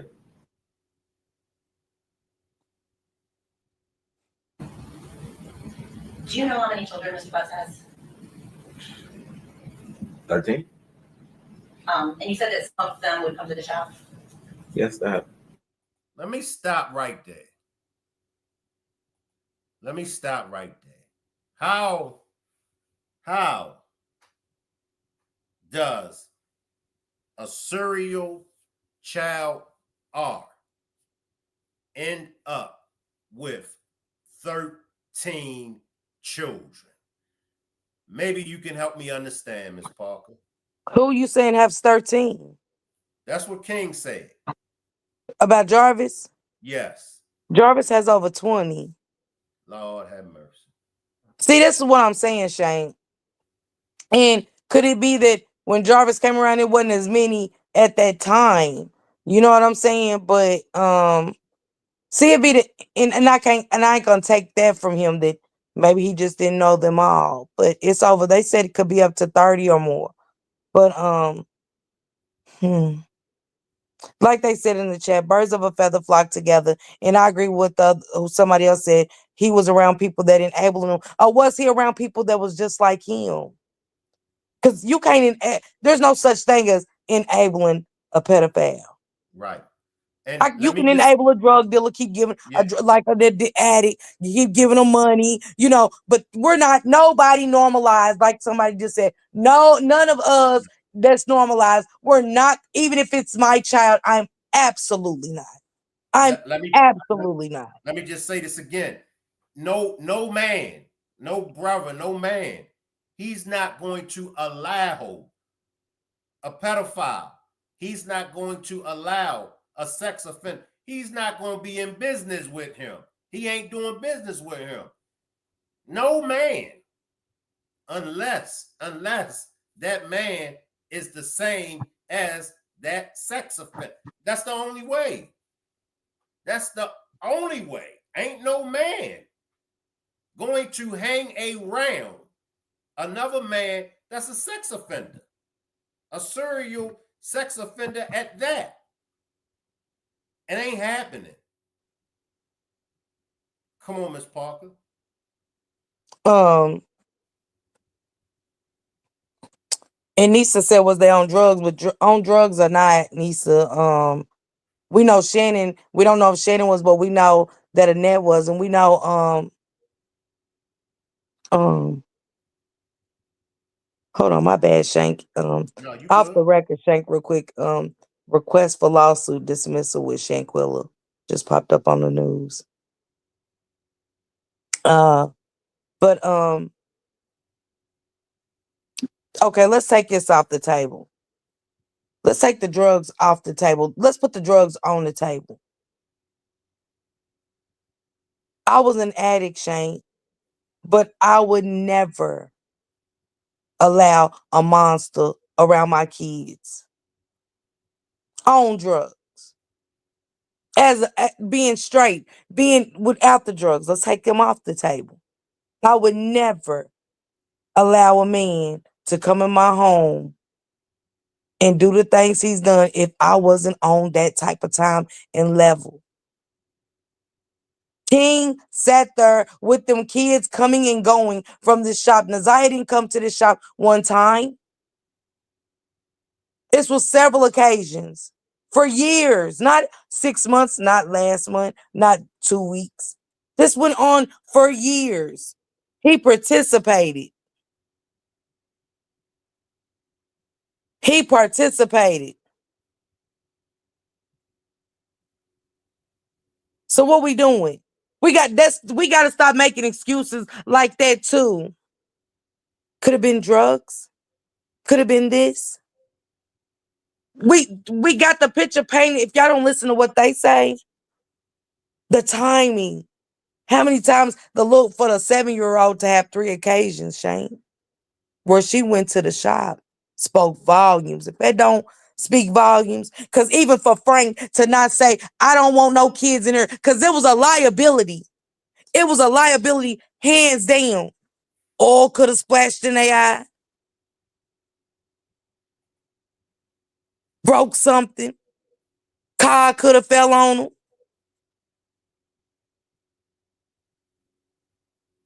Inhaling something. Anything could have happened, but nobody in their right mind is allowing kids as young as 7, because you got to go back, y'all, to when they took Naziah's stuff down to a 1st degree because they realized she was at the age of 12. Janiyah was there and the 9-year-old was there. Go back to 2022. This baby was 7 years old. 7. Having at the age of 9 to go on a stand and say that she seen something anal. And we're talking about King didn't know. Man, say, I ain't playing it no more, Shank. I'm gonna be honest. Like I said, everybody different. I ain't cutting no corners. I ain't dissecting it no more. I'm not giving them credit. I'm not, if they was on drug, no, nothing. I see everything for what it is by actions, their words. And even like I said, from the preliminary, from the 9-year-old's testimony alone shows it is sick. This whole ring that they got going on is sick. And when Janelle and them said what happened, I'm going to play that clip in a couple of days when I come back, Shank, Thursday. When I stay, do my all night on Thursday, I'm going to play that clip where they asked Janella, why did you say that little girl, she was going to be next to go missing?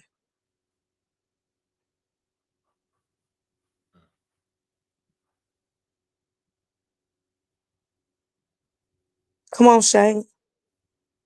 This ain't a community of normalized stuff where we're just all touching the kids. It's bigger than this. It's bigger than them just being just freely getting to touch kids. It's bigger than this. Trust me. Come on, Kimberly. Come on. No kid, Shane. Me and you talk about the case outside of YouTube. And I said, Shank Rock, would you allow your grandbaby to go to a shop? I know how you are about your grandkids. I know how it's going to go down in here about your grandkids. You already know. I overstep boundaries with mine. My kids are grown, but I overstep my boundaries. I most definitely do. I take accountability. I try to control my kids' lives, even the ones that's married, based on making sure mines are safe. Using these kind of lives and what the chat is saying, the riders, the Rock Squad is saying to educate my kids so they won't go through anything that Miss Kimberly, me, Kenya, none of us went through. I'm a protector. There's no way we protect ours to not go through what we went through. It's bigger than just people touching the kids. Trust me. We got company, Miss Parker. Salute, Foxy. Hello, you are absolutely right. Hi, Foxy. Hi, Miss Parker. How you doing? You are absolutely true. I'm doing good. I'm a survivor. I was 12 years old. My father, when I never met my father for till I turned 12. He told my mother he wanted to meet me. So I went to New Jersey to meet my father for the first time. So he took me to the movies, and the first movie I saw was a sexual movie. And this third time, and the fourth time. And he told me that that's all men want. Get used to it. Well, he drugged me and was having sex with me. So when he finally figured out that I realized something wasn't right, then that's when he decided that he wanted to sell me because he had a drug and gambling habit. I never forget this old man came there to deal with me. And when he found out my age, he put me on the bus and sent me back to Washington, D.C. to my mother and father.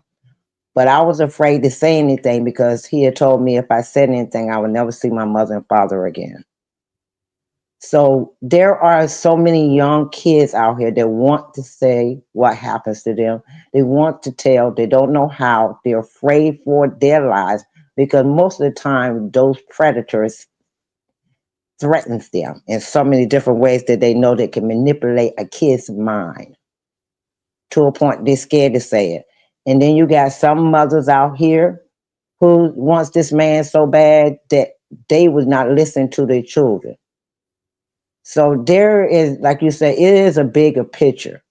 And it's not just black and white that he's a predator, she's dumb to let him in. There's a lot of things inside of all of that. And most predators are cunning and conniving. And when it comes to children and women that are low self-esteem, very low self-esteem, those are the ones that they prey on. So we all have to figure out, like Shank said, real men gonna have to start stepping up and being there for the women, brothers, uncles, fathers, neighborhood brothers. You see something ain't right with the kids with this man, he's acting kind of funny with the kids. Stay aware of it. That's what these kids, because they can't tell you. And the sisters, we have to look out. Check out a woman. See how the kids are being treated or how they react around the mother or that man when they're together. You have to be more aware. That's why I do it all the time. And everybody asks me, how did I make it? I'm 63. That was 12. So think about all those years. It took me till it took me until I was 18 to finally figure out that It's not going to control me. I'm going to control it. When I got in my late 20s, that's when I decided that it's time for me to speak my voice and let them know that it's all right. It's nothing to be afraid of.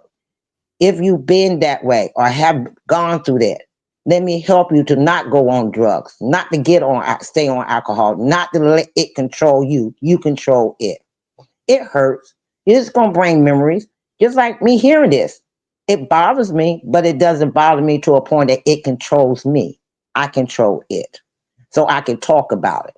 Because I want to let them know, everybody on here, let them know you're not alone. You're never alone. You might feel that way, but you're not alone. Those kids need a lot of help mentally and family wise. Not only family blood, community family for those children. They're going to need all of that. They're going to need the mothers, the aunts, the sisters, the ladies of the church who call themselves missionaries to come and be there for those children. Let them know it's going to be all right. We got you. When they become teenagers, that's when us women have to get out here and talk to those young ladies. Keep them from going to the street and sell their bodies or give their bodies up because they think that's love. There's a lot of things that we as women, us survivors, can get out here. But sometimes I'm not telling you to bury it. It's never buried. It's going to always be in your mind forever. But don't let it control you. You control it. So you can help somebody else to be able to make it where you are. Because you got something that's going to kill itself. They're going to do this. And I let everybody know, don't let it control you. You control it. Don't let those people win because they was taking away something that you cherish so well. You take back what belongs to you, and that is your dignity. You take your dignity back, and you women, you hold your crown up straight and you hold your head up high and let them know you still a queen. That's real. Our That's well. brothers, you hold your crown up on top of your head and let them know they got a king that got their back. That's what I wanted to come on here and say. Well spoken. And I'm sorry that you had to experience what you went through. And prayers to you. But that's real. You said it very well. Yes, you did. And Miss Parker, I understand how you feel. I have a daughter. She's now, believe it or not, I'm so glad and so thankful to God. I was paranoid for the first 7 years of her life to even date because I was afraid that I might meet a man that would do that. But one thing I learned that I never brought my kids around a man around my daughter till I felt that I knew him well enough for him to come around. And I don't care how much I wanted sex. It wasn't more important than my daughter. So I made sure that she was not exposed to that. And I sat down when my daughter turned 13 and she started her change of life. I sat down with her and explained everything to a certain level that she would understand that your body is precious and you don't give it to anybody. You control who you give your body to, not them control you. And so my daughter just had, her daughter is 10 and her son is 7. My daughter is getting ready to turn 45 next month. But she had children later in life. But my daughter never brought home a baby. My daughter was very particular about who she slept with and who she was with because of what I experienced. So I use what I experienced to keep her safe. And I do that with all my nieces. I do that with all my goddaughters. Even now, we still, we talking about women, you got 2 men. They're not going to say that happened to them, but little boys that was attacked and touched the wrong way. They grew up to be men. And I'm not giving him no defense, but I really feel deep down in my heart from this lifetime of me experiencing different things and going through the studies of this, that brother had been that way, and he's undercover, and he can't go where he want to go, so he's doing the children what was done to him. And if you dig into his past, you'll find that out. Or you sit down and talk with him any deep time when he's ready. He's going to tell you that he experienced that he just wanted to he gave it to them. This brother right here, I guarantee you that was done to him when he was a kid. Yeah. So these are the things that we have to deep down dig into. I'm not giving him an excuse because wrong is wrong and right is right. But we got to understand what caused him to become that way. He didn't just become that way overnight. Something had to trigger that for him to react that way or conduct himself this way. Yes, it angers me that he's done that to them children. Yes, it angers me that I want him to bend over and drop the soap while he in there. Yes, it angers me to so many levels. Now, the women, it angers me, but then I had to think back. When you got very low self-esteem, women will settle for anything with low self-esteem. And if they feel they ugly and a man like them, and the man look halfway decent, they'll do anything for him. Anything. If that'll keep that man around and keep them happy. So, like you said, Miss Parker, there's a lot of things in depth with this whole situation. Yes, ma'am. Miss So it's a Foxy, lot. we need Go more ahead. I'm like sorry. you. We need more like you. Shane, can you drop the link to? I would like for Casey to come up. I see him in the chat. But Foxy, thank you so much. You are so right, and that's what I said when it comes to what you even said, how protective you was, and it's crazy how these women normalized this kind of behavior, and I've never seen it in so many numbers. And maybe that's why it's hitting us different because it wasn't just one, it's numerous numbers of these women normalizing this kind of behavior. Because it It's was in normalized numbers. for them. It was normalized for them. It was normalized for them. I have a brother who married a woman, and my brother was saying, I don't know what's wrong with my wife. I try to be passionate with her. I try to be this. He said, I try to get a little, foreplay in, and she pushes me off when I start doing foreplay. I said, your woman been raped. He's like, no, I don't think so. I said, your woman had been SA. So he finally one night talked to her and found out that was her problem. A lot of women are normalized because of their past. Come to find out her mother was SA because of her drug addiction.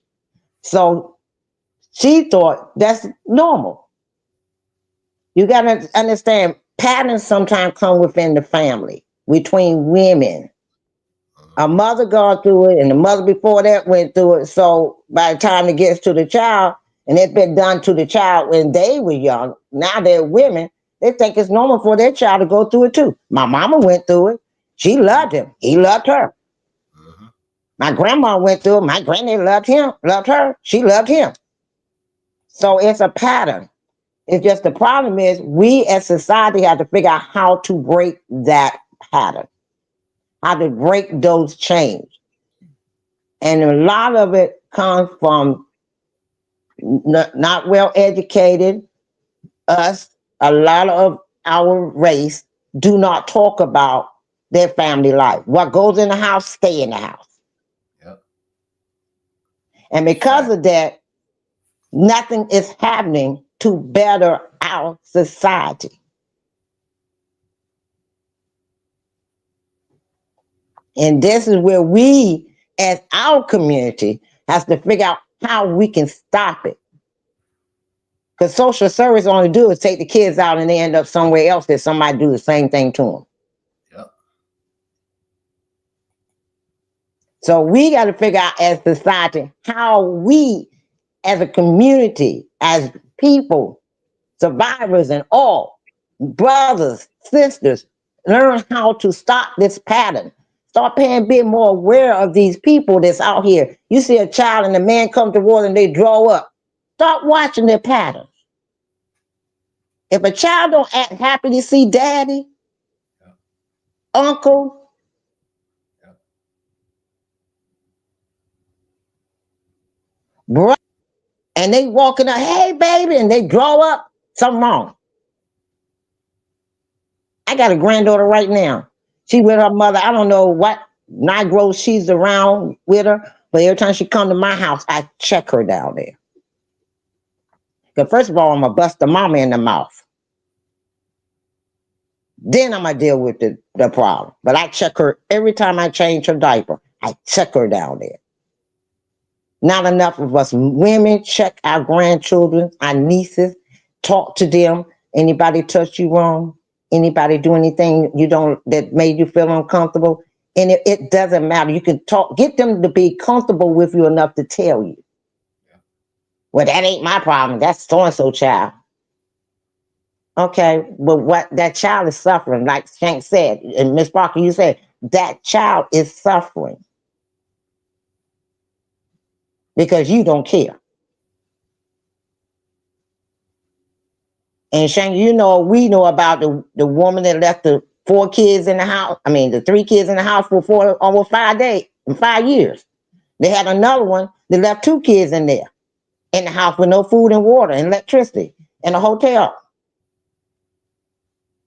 So we still got people out here that's neglecting their children, and nobody now in society care about anybody no more or pay attention anymore because it's not none of my business. That's between life and death for that child. That gives that child a light at the end of the dark tunnel.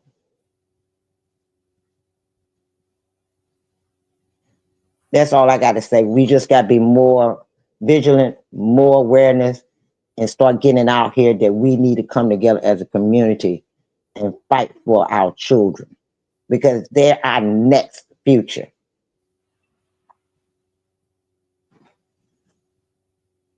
They can't look up to you, Shank, Miss Parker, me, if we don't care about them enough to let them look up to us and give them some advice to look up to us. Going out here running our mouths ain't gonna help them none if we ain't gonna back it up. What y'all doing tonight is bring awareness to so many people. So many people bringing awareness to what our community is, our community's children are going through. I'm looking at your face, Shank. It bothers you. Miss Parker, I can't see you, but I know by your voice, it bothers you. I know so many on here, it bothers them. So now it bothers us. Now, what are we going to do to try to change it? My thing is, get the awareness out here. Keep doing what you're doing. Keep bringing awareness out here. Shank, keep talking to people. Talk to the brothers in your neighborhood. Talk to the brothers that you meet with. Get them to start talking to the brothers out here because there's so many young brothers out here that still trying to learn right from wrong. It's not only that, it's abuse. My father used to beat my mama. It's okay. She loved him, so I'm gonna beat you. We got to stop that pattern too. You know, I know the brothers, you can tell when a woman done had a baby. And you telling me you ain't never asked that woman about them children. That's the one that left them kids in the house for 4, almost 5 years. You knew she had children and you never asked her about them. You never said, I Right. want to see them. You never one time asked them, did you want to see them? That's the woman you want to be with. That's the woman you want to sleep with. Is that more important than children? That lets me know that he ain't about white, like you said, a real man. You still a boy. A real man would say, where your children? Oh, okay. They with the father. How often do you get them? Why I ain't never seen your children? You don't think I could be around your kids? Something wrong with me? That's what a real man asks, so he can see the kids. That's why I said there's too many things out here in society that we're not handling as a society anymore. And the bad part is the children is suffering through it all. I done gave my speech for tonight. I'm sorry. Very well spoken. Mm-hmm. You said somebody wanted to come up that was in the chat, Miss Parker. He's getting his stuff together real quick. He's coming. Casey, the bodyguard, and not to take away from the Desire case, but as we know, Casey, the bodyguard, is dealing with a similar, with so many same patterns from this case that we're talking about. Um, he's dealing with another 13-year-old missing child that's been essayed by the auntie's boyfriend and not being reported.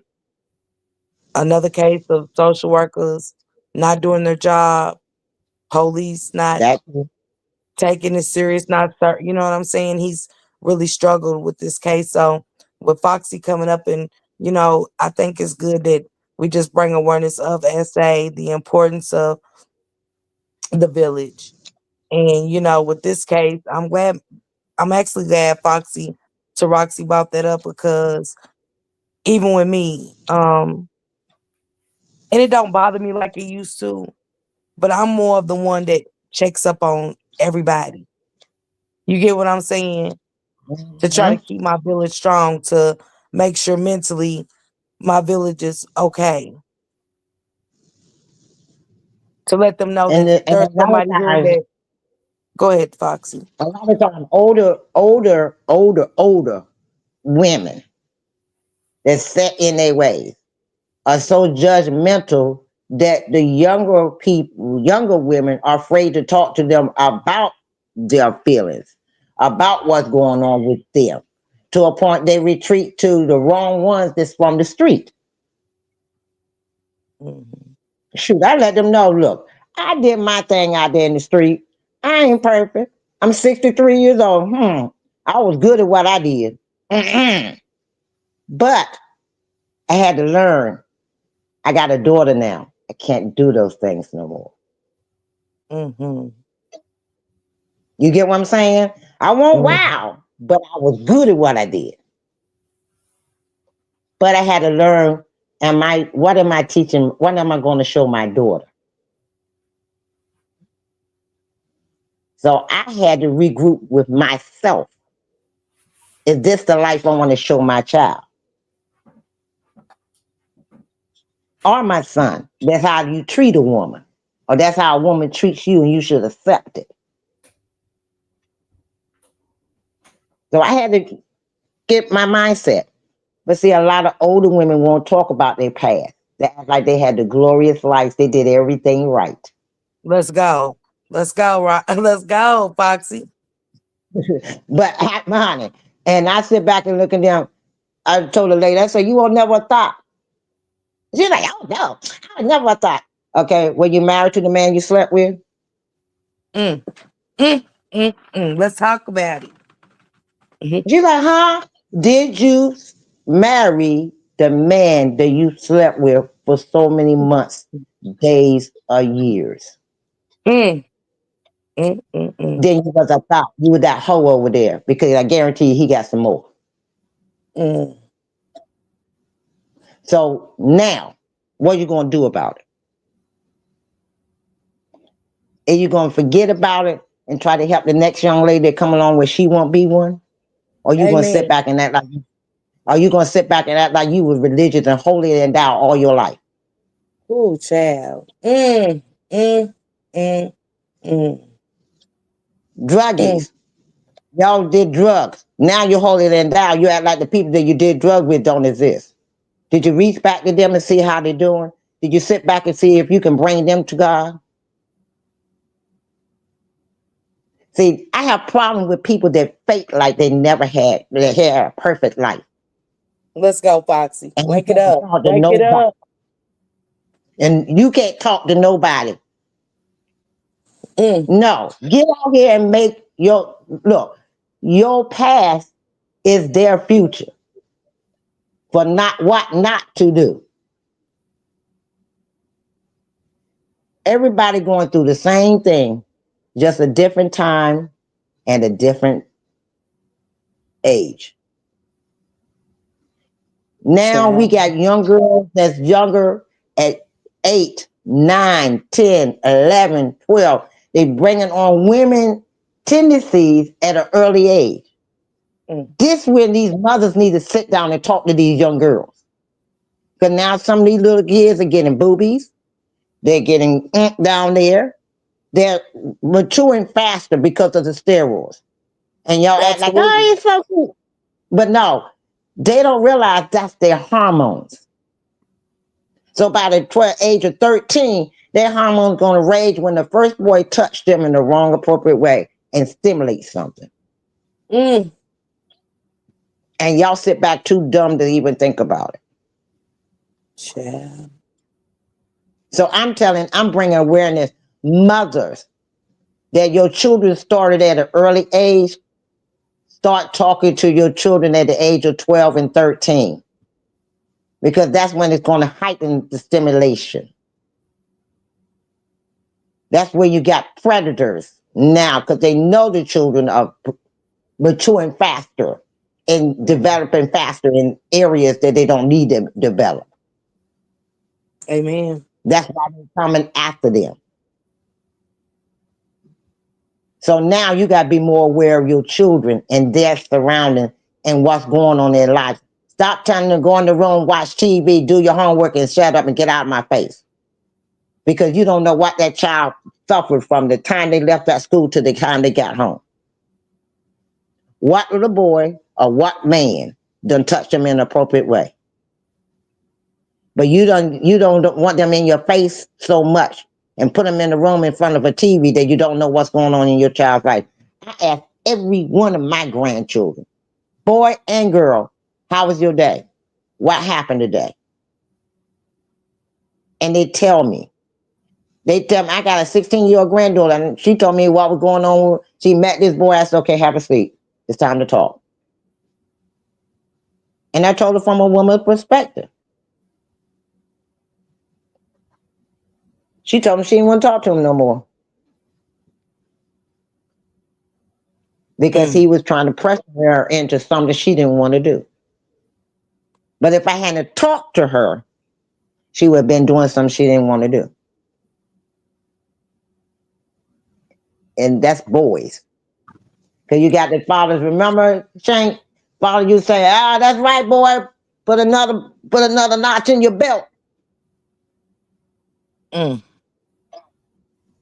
They promoted men, little boys, to go out here and have sex. And told the girl she better not, or I kill you.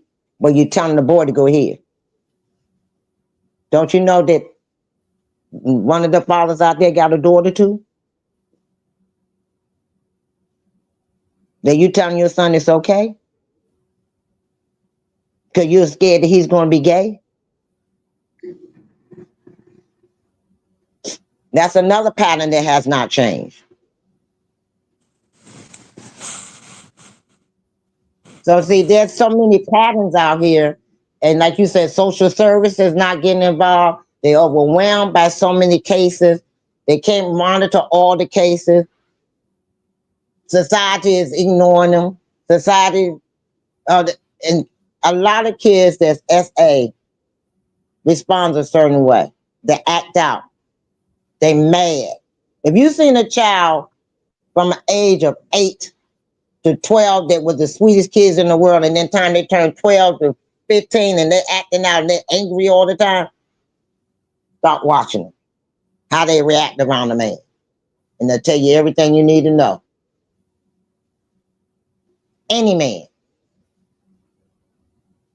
If that child was the sweetest child you ever seen in your life, the sweetest, polite child, then all of a sudden they're angry all the time. Something Mm-hmm. happened. Mm-hmm. Mm-hmm. Something done happened. And they mad with the world because nobody protected them.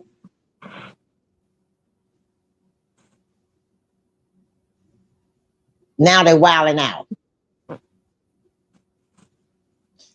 I'm glad y'all brought that up because I want so many people to be aware of this. And please, let's fight for these children.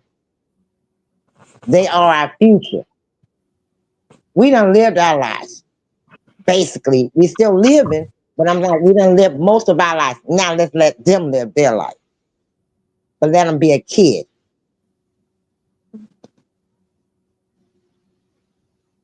Let them understand what a child should have fun about, enjoying life. We did. Why can't we let them?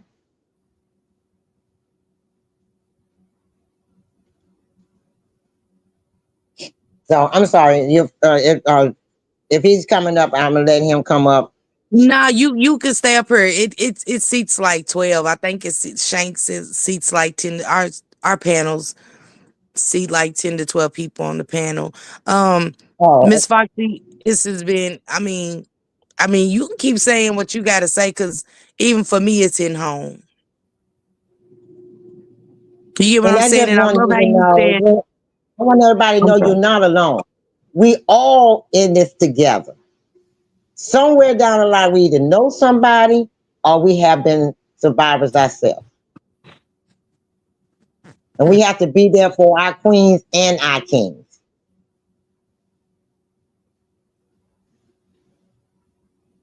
And see, with us women, it's SA. With the men, it's abuse. Physical abuse. So both of them are bad all in one.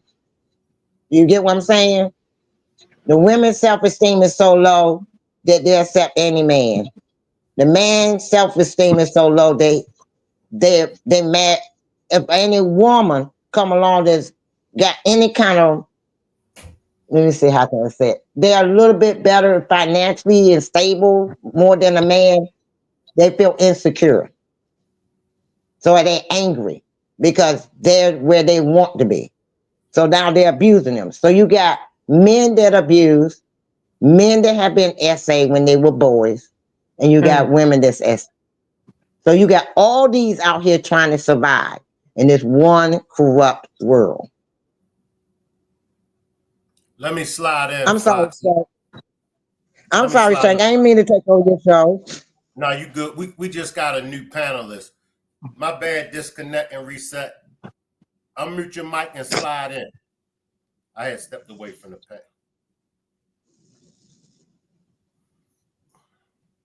panel. Where do you go? Who was this? Who was that, Shane? Somebody by the name of Disconnect and Reset. I don't know them. They was up here. They dropped down.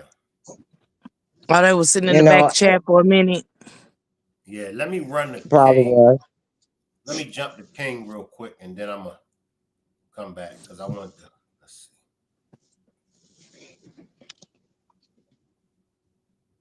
see. But at the shop encounter, you said his sons would come. His son will come sometimes and stay today with us. His daughter. She'll come sometimes and stay today with us. And what's her name? Do you recall?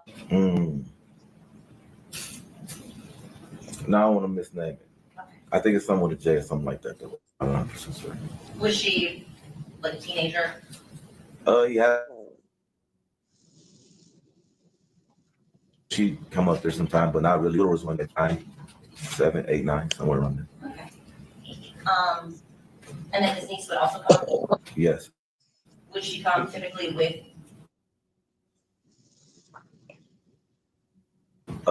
When I first met her, yes, that's how I with his daughter. She would always come with his daughter. They would come up there sometime to get air in their tires. Maybe money, just typical kid stuff. Did he ever, or did the two of you ever have them like doing chores around the shop? Sometimes. So help me understand. Now, the daughters used to come up there sometimes to get air in their tires, right? Mm-hmm.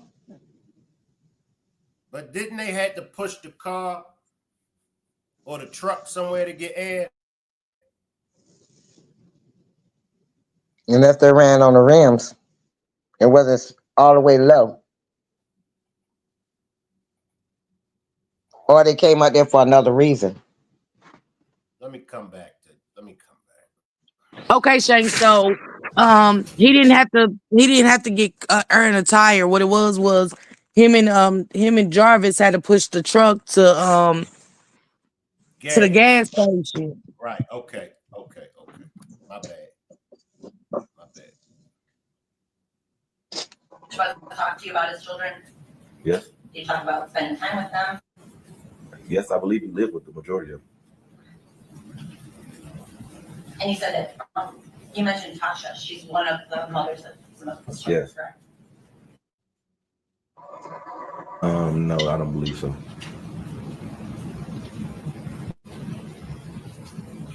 Now, you said, I believe in your testimony, that you had been to Ypsilanti twice with Mr. Butts. Is that? Or 3 times, one of the. It possibly could have been 3. It could have possibly been 3. I'm not 100% certain.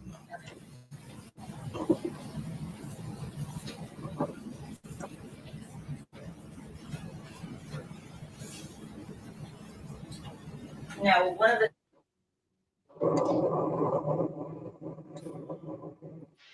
his niece was you said on January the 9th. First time I seen her by herself, yes. And that's because you all picked her up on Harper. Yes. Did Mr. Butts seem surprised that he saw her? I'm not sure. I couldn't really, I wasn't really paying attention to his expression. He's never sure about nothing. Good scapegoat.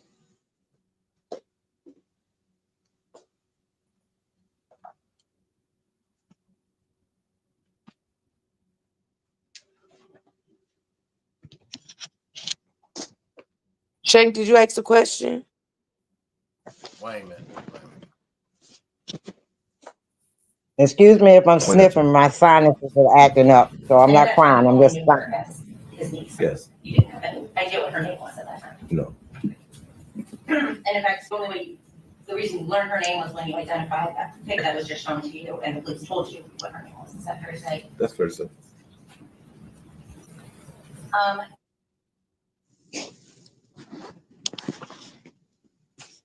With Mr. Butts and his niece, did you see any inappropriate behavior or anything that made you raise your eyebrows between the two of them? No. What about any of the other times that his niece would have been there and shot? Did you ever behavior that made you question about within? I said I have.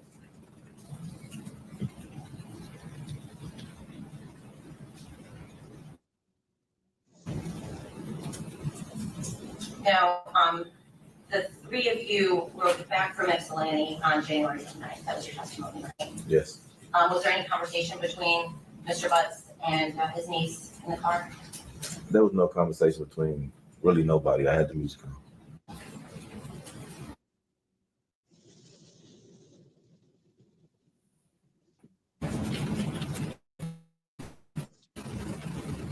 And I'm going to back up to earlier in the day when the 3 of you came to the shop the first time after you picked her up from on Harper. Okay.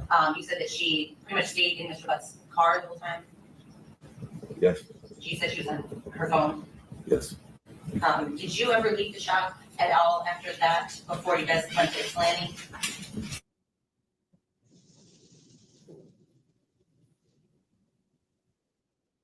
Maybe in the Not just the attached gas station? yeah, maybe to the gas station. I'm not sure if I actually physically left the building. I'm not sure. Would have been from He's never sure about nothing. Nothing. Use the bathroom, so maybe 10 minutes tops if I had to leave. You never went out to grab parts at any place that you can recall? Not that I can recall.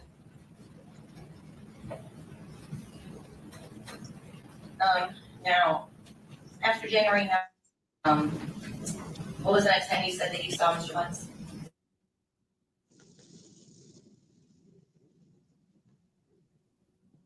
Okay, he was not at work on the 10th? No. Okay. Do you recall? I'm never on time. What time did you come in at the time? Probably about 8:40. I go to the gym, so we open at 8, but I'm never there at 8, so I probably got there maybe 8:49.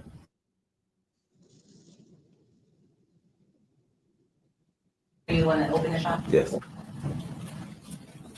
Now, you were aware at that time that Mr. Buzz was supposed to turn himself in and serve a jail sentence of William County Jail. That's correct? Yes, I am. Yeah. If every time you see an ad,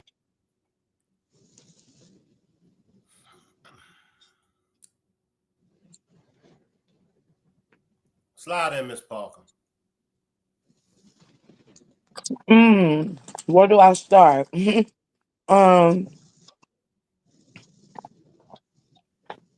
fact that Monster King has already had a charge like this on him speaks volumes, whether it was dropped or not. And again, look at his demeanor in there. From this case being so serious and him being on parole, right? Mm-hmm. I would expect a more serious expression. Never remembering nothing. Just like once he lied, once him and Annette Harris lied and said they didn't see monster butts in court. What more is there to say? We just listen from here on, just to catch the lies, just to, you know what I'm saying? That's why I said, what role did you play? Besides, mingling amongst the little girls when they came to the shop. You know? A lot of stuff with these characters you don't have to figure out. I study them. When I research them, when I listen to lives, go back, look through paperwork, I study them. I think Miss Shawn said she did too last night. And so, with this character, he's a calmer form of Jarvis. You get what I'm saying? He's just a little calmer form of Jarvis, but yet a monster. Exactly. That's my opinion too. For real, Foxy, because one for one, he didn't see Jarvis. That's number one. For two, the phone call comes out. In the midst of the phone call, he's super nervous. Like, he owed Jarvis. He owed Jarvis a favor. You straight? You good? You need anything? You need Uh-huh. anything? You straight? I mean, damn near practically begging the man to take his money. Exactly. And Jarvis says, "Can you get that phone for me?" And when he came up, he was like, okay, but what do I say? He even said, "What do I say to get your phone?" So once he, came up with that, like that analysis, how do I get your phone? He went through with it.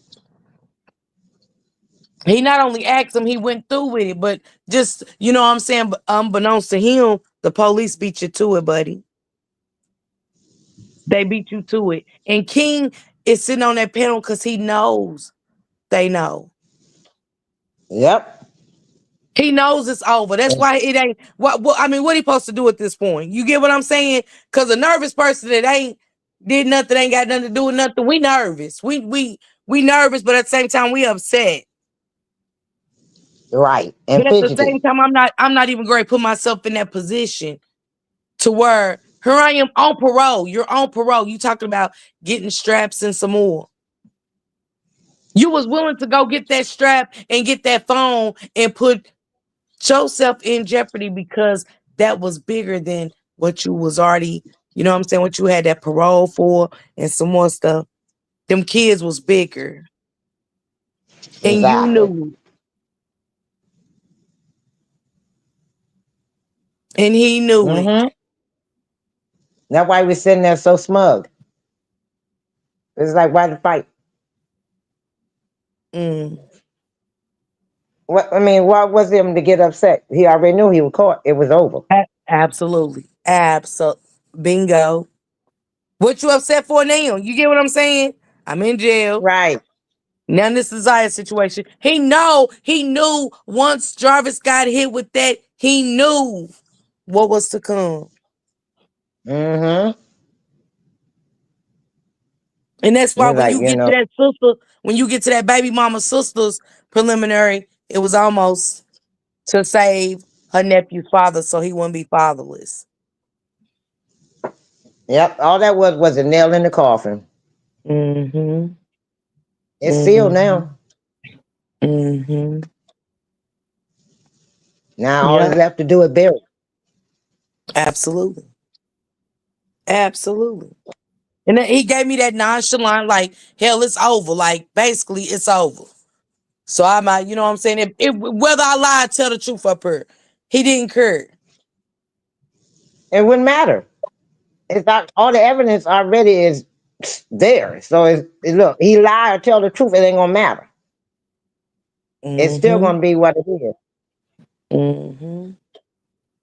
It Exactly, is what it Minnie. is. He knew. Come on, Minnie. You going by the demeanor. Everybody on that panel, I'm watching. I'm studying them. I'm studying their emotions because this is the only time some of the characters we had got to see. So you might have to Mm-hmm. go through them. You might have to go through them preliminaries at least 50 times to where you might catch when I caught Jarvis smirking and laughing. I was like, because at this point he know it's about over. Because Yeah, he knows if and he that goes to person that that's court and he laughing is turns evil. evidence, he goes to court and he turns evidence against Jarvis, and he got to still be in jail. I mean penitentiary. Y'all know how they are with Well, that's snitches. yeah. Snitches get stitches. Sometimes they end Oh up in well, ditches if they're look, that's why I just said all words. You heard me, Foxy. All words. out.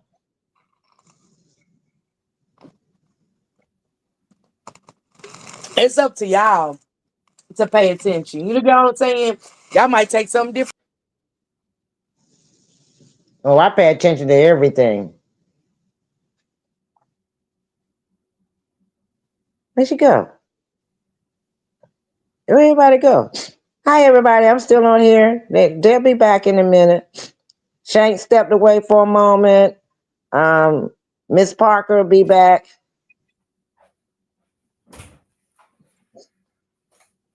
Shank, Miss Parker's dropped down. Miss Parker dropped down. Uh-huh. See if you can get her back. She was talking. Yeah, I'm in here in my bonnet child and some more. I'm relaxed. But what I said, I knocked myself off the pen. Yeah, I'm in here like super relaxed. But you know, it was little smirks and laughs, and you got to think still. If we're serious and we're just talking about it, right, Foxy? Me, you, and Shank, we just up Mm. on the phone, just chopping it up, but we're upset. Our emotions are here. When we talk about it, everybody in the chat is saying, oh, he's sick. Oh, this. So imagine being in this courtroom face to face with these Listen, people, watching no emotions, watching when somebody asks, oh, yeah, huh, yeah, yeah. Like, because at the same time, what did they say that made King laugh? What in this situation is ever a laughable moment? What besides if he wasn't in there to hear Shannon, nothing else is laughable. no, it's not a laughable moment. That was a guilty laugh. Absolutely. That was a guilty laugh. There's so many different laughs. You know, somebody's laughing at you like that. You might want to go on now. You know, you're about to get about to get done. King, let me say this real quick, Miss Wayman. Nobody ever said King got charged with anything. No, nobody. This is why I said this is one thing. This is one thing. Nobody in on this panel said King got charged. What we said at the beginning, if you want to rewind it back, which is probably best, what we said was Kim Worthy said that other people will be charged. Nobody said King got charged with Naziah. What we're saying is the guilt on the panel Yes, he is. He's a part of the case because he seen Naziah last with Jarvis. Right. So what are you talking about, sir? He's very much so on this case. He wouldn't have been at the preliminary if he wasn't on this case. He wouldn't have been at the preliminary and them asking how many times these people came to the shop. How many times was the kids there? Who all came to the shop? So he's very much so a part of this case, sir. But you got it. You know it. The preliminaries are for them to make sure they got all the evidence to know where they should go forth with. That's why they call it preliminary. Mm. Been in law enforcement for 35 years. A preliminary is for us to gather the information, make sure we have and what charges we deem necessary for the case and that person. Google it. Google And is right now, Google education. go ahead. Google is Google in I call it Google College. And if you don't believe that, go to YouTube University. Both of them will educate you on what preliminaries mean when it comes to law enforcement. I'm glad this is Shank's channel. Wait a minute, let me say I'm this. sorry, Let me say this. I'm No, running my Foxy, mouth not again. you. Mm-mm. Oh, Wait a minute. They still getting evidence of other stuff. And nobody ever again, sir, nobody ever said King is getting charged because we don't know who else is getting charged. You don't even know who's getting charged, sir. that's why they're having a preliminary.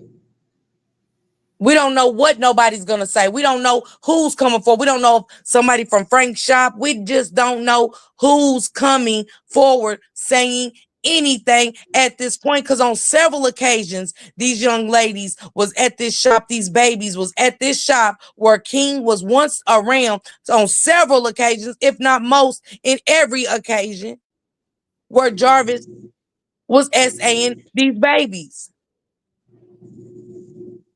So he is very much so questionable at some point, depending on what new evidence that has been presented. And he may give them information that they need.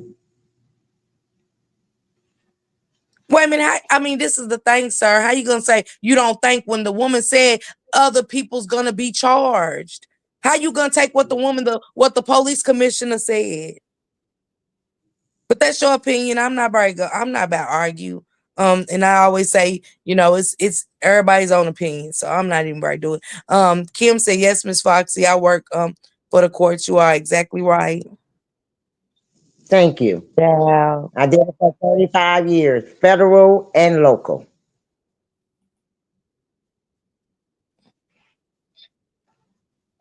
He got it. Y'all. He knows. He did 17 years, so he knows the law. So ain't nobody else gonna be charged. So just let him have it. We didn't say he was going to be charged. Sometimes preliminaries means that they're getting evidence that he may be a key witness to some of the information that they need to close the case out, to do the charges on who they need to do the charges on. That's why they call them preliminary. But after the preliminary, Miss Foxy, you might didn't you just heard, but at the court when I played a recording last night, Miss Sean that's in the chat, her and the old boy brought it to my attention that Kim Worthy did a video last month, and it's called 30 Days Countdown, More Charges Will Be Coming. On that demonstration, she said more people will be charged. She said more That's why people they're doing will be preliminary. charged, sir. So you go back and look. Preliminaries mean, like I might have information on you, Miss Parker, or I might have a little information on Shank that they may have missed, that may be charges to other people involved, and it might be a bigger case than what they thought. So that's why Absolutely. they call it preliminary. Absolutely. Let me slide in for a minute, y'all. Let me slide in for a minute. Okay.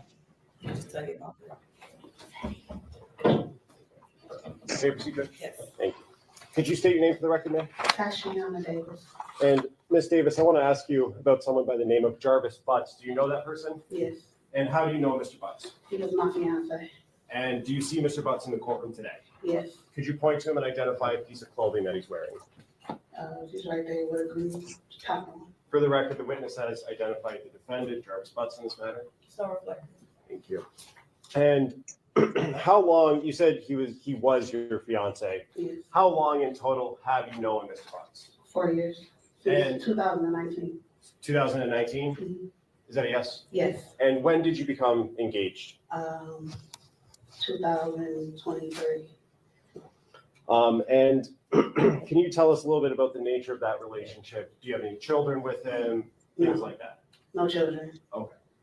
And would Mr. Butts sometimes stay over at your house? Yes. How often would that happen? Pretty often, but we didn't live together. Okay.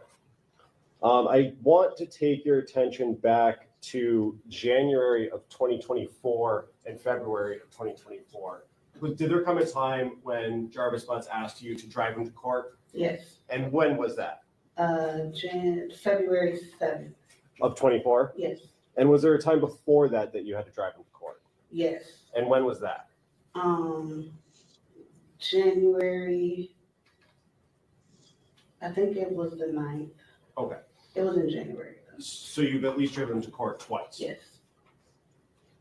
And let's talk about the January 9th date that you drove him.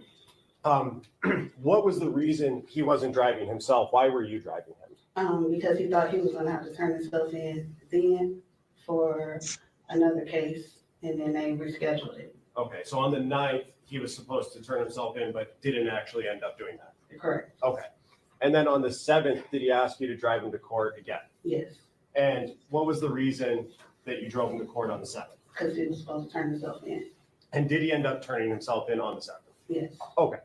When you were driving him on the 7th of February 2024, first, what kind of car do you drive?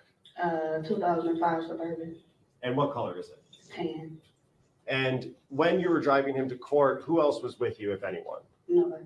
Just you and Mr. Butts? Yes, And when you were driving him to court, did you ask him about his cell phone? yes. What did you ask him? I said, where's your phone? And what was his response when you asked him that question? He left it at home.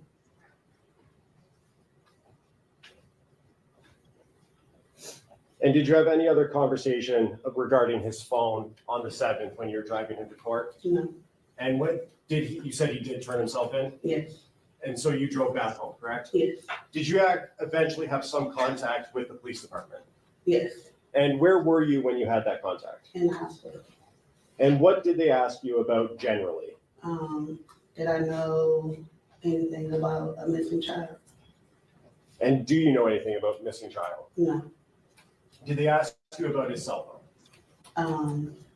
Yeah, I believe so. And did you know or have any reason to believe, other than what Jarvis told you, that his phone was someplace else? No, And did you know that his phone was in your car? no, Did you give permission to the police to search your car? no, they just came and took it. They had a search warrant? Yeah. Okay. And were you present at your house when they came and took your car? No, And did you observe them search through your car and pull anything out? no. May I have one moment, Judge? Yes.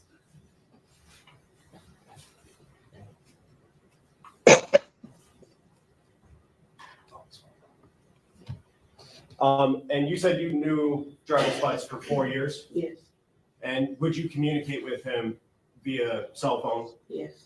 And do you know the last 4 digits of his phone number, if you remember? Nine, If you don't I remember, don't remember. okay. With looking at text messages, refresh your memory? Yes.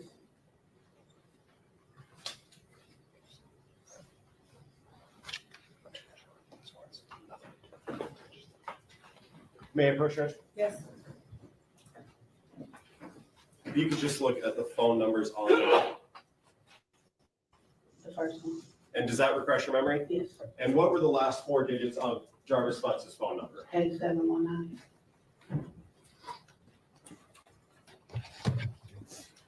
What do y'all think? What do y'all think that they're trying to establish with this witness? What do y'all think?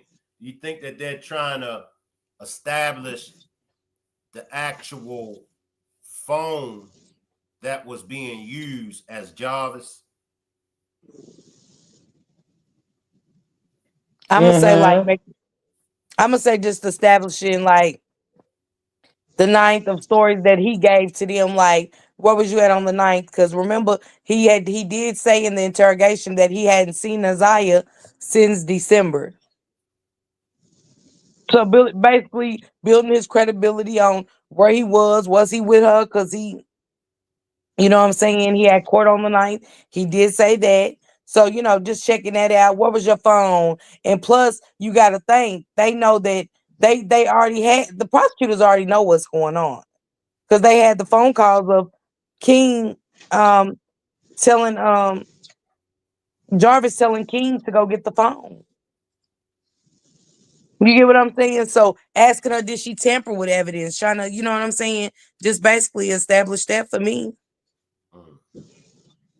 Yeah, that's it. They was trying to check to see how she tampered with the phone prior to them retrieving the phone.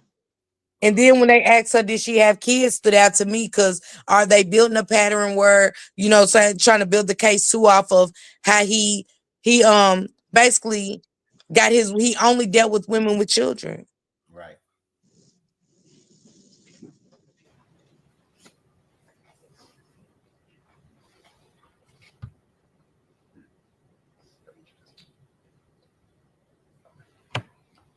At some point after you dropped Jarvis Butts off at the courthouse and he turned himself in, did you go to his place of employment at 9,000 Connors? No. Okay. Did you ever talk to his business partner, Cordell Wright? No. Okay.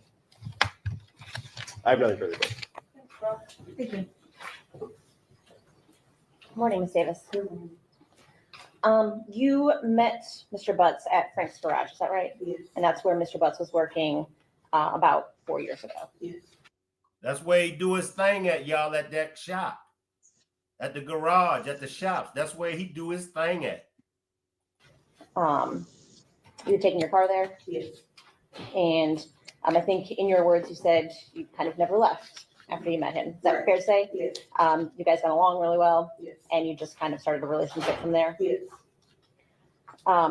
Would you go up to the garage after that relationship started, Yes. kind of just to drop in? Yes. At any point in time while you were at Frank's Garage, did you ever see any children there? No. Is it fair to say that Mr. Butts was very protective of his phone around you? Yes. He would never let you see his phone screen? No. Wouldn't give you access? No. Certainly didn't give you his passcode or anything. In fact, you actually actively tried to get into his phone, right? Yes.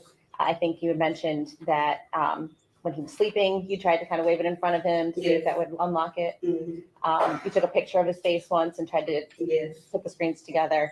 So you wanted to know what was in his phone. Yes. And he did not want you to know what was in his phone, No. as far as you know? Mhm. Is that a yes? Yes. Did you ever talk to him about why he was so secretive with his phone? Yes. And does it have something to do with the fact that he was seeing other ladies? Yes. And you suspected that at the time? Yes. And so that's why you were looking for proof? Correct. Okay.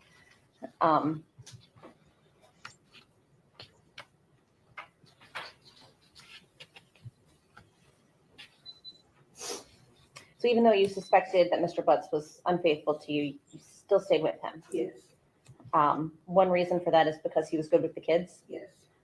He cared for your kids? Yes. He took them places? Yes. He took your son up to the shop? Yes. He showed him how to change the oil in the car? Correct.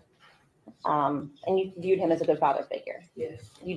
Did you ever see anything inappropriate or that would cause you to see a red flag with regard to him and your children? No.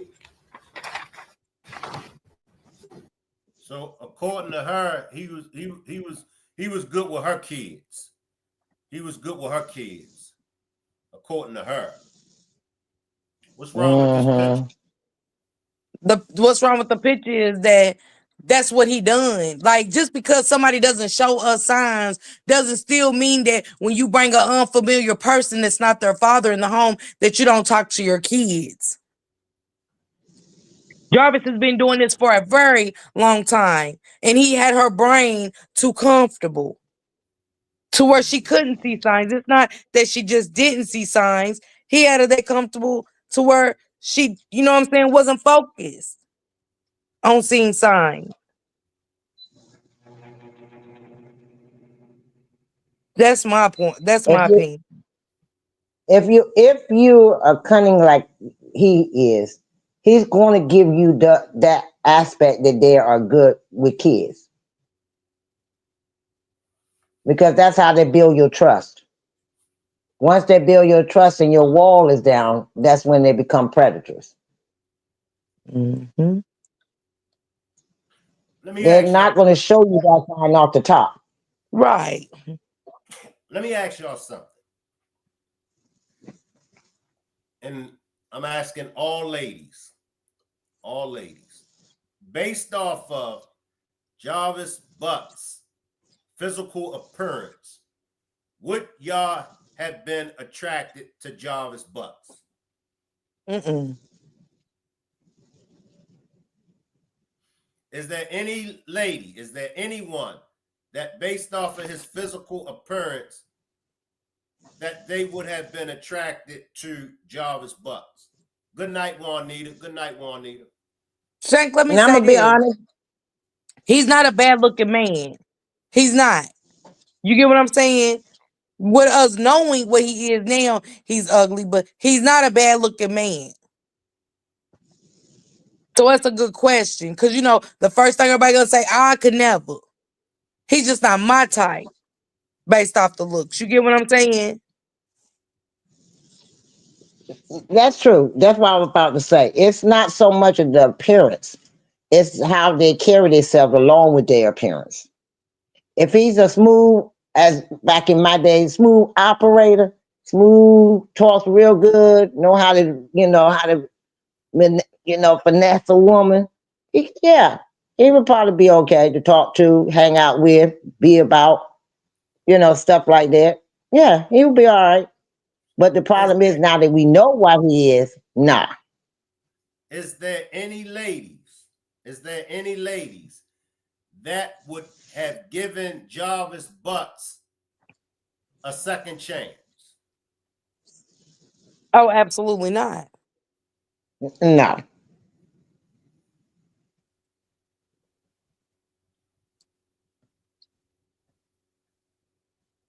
In your own words, starting with Foxy, ending with Miss Parker. In your own words, what type of man would you consider Jarvis Butts to be? A psychopath. Would you consider him to be a psychopath that's dangerous? Yes. Miss Parker, in your own words, what type of man do you consider Jarvis Butts to be? Okay, so tell me what you're building, what the question is, where you're going with this. Like, you know, what are you building on? Just answer the question. Uh, someone that a trapped child that's been touched, not just by the mother's friend that was 27 that he impregnated at 13, but a trapped child full of that was surrounded by predatory um abuse. Now, Miss Parker, I want you to Hmm. look at it without that. When you first meet him, Hmm. what will you think of him? I get bummy and geeka vibes. Now, I don't like before I meet him when you see him in some of the pictures, just like he looked like a kind that would, you know what I'm saying, try to sleep with everybody and find somewhere to live. He don't got like this look that is he got his stuff together type shit. Looking at his picture, and I want everybody to look at his picture. And the reason why I'm asking this, ladies, is because I want to know, how is it that Jarvis Butts was able to pull off the unthinkable? How was it? How is it that Jarvis Butts was able to pull off, y'all say close to 30 children? I'm sure some of them he may have had before his first incarceration. But I'm just trying to figure out, what was it about Jarvis Butts? I know that many of you will say, well, these women had low self-esteem, but I know plenty of women with low self-esteem that didn't fall victim to a sex offender. So let's look at Jarvis Butts. Charm. Come on, charm.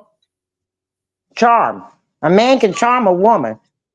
You know, a man can charm a woman out of anything. A man can only do what a woman allow him to do. And there are some men out here that can charm a woman. Really smoothly charm a woman. Strong or weak, they can still charm a woman.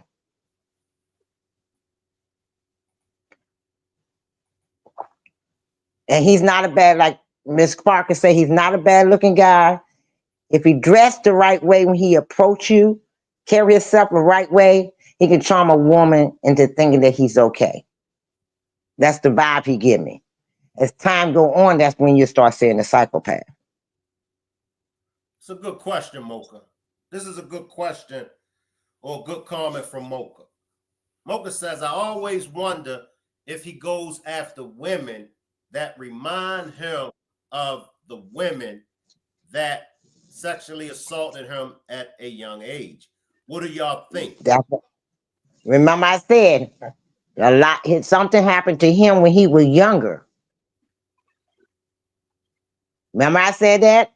I said something happened to him when he was younger to make him be the way he is. He didn't just turn that way overnight.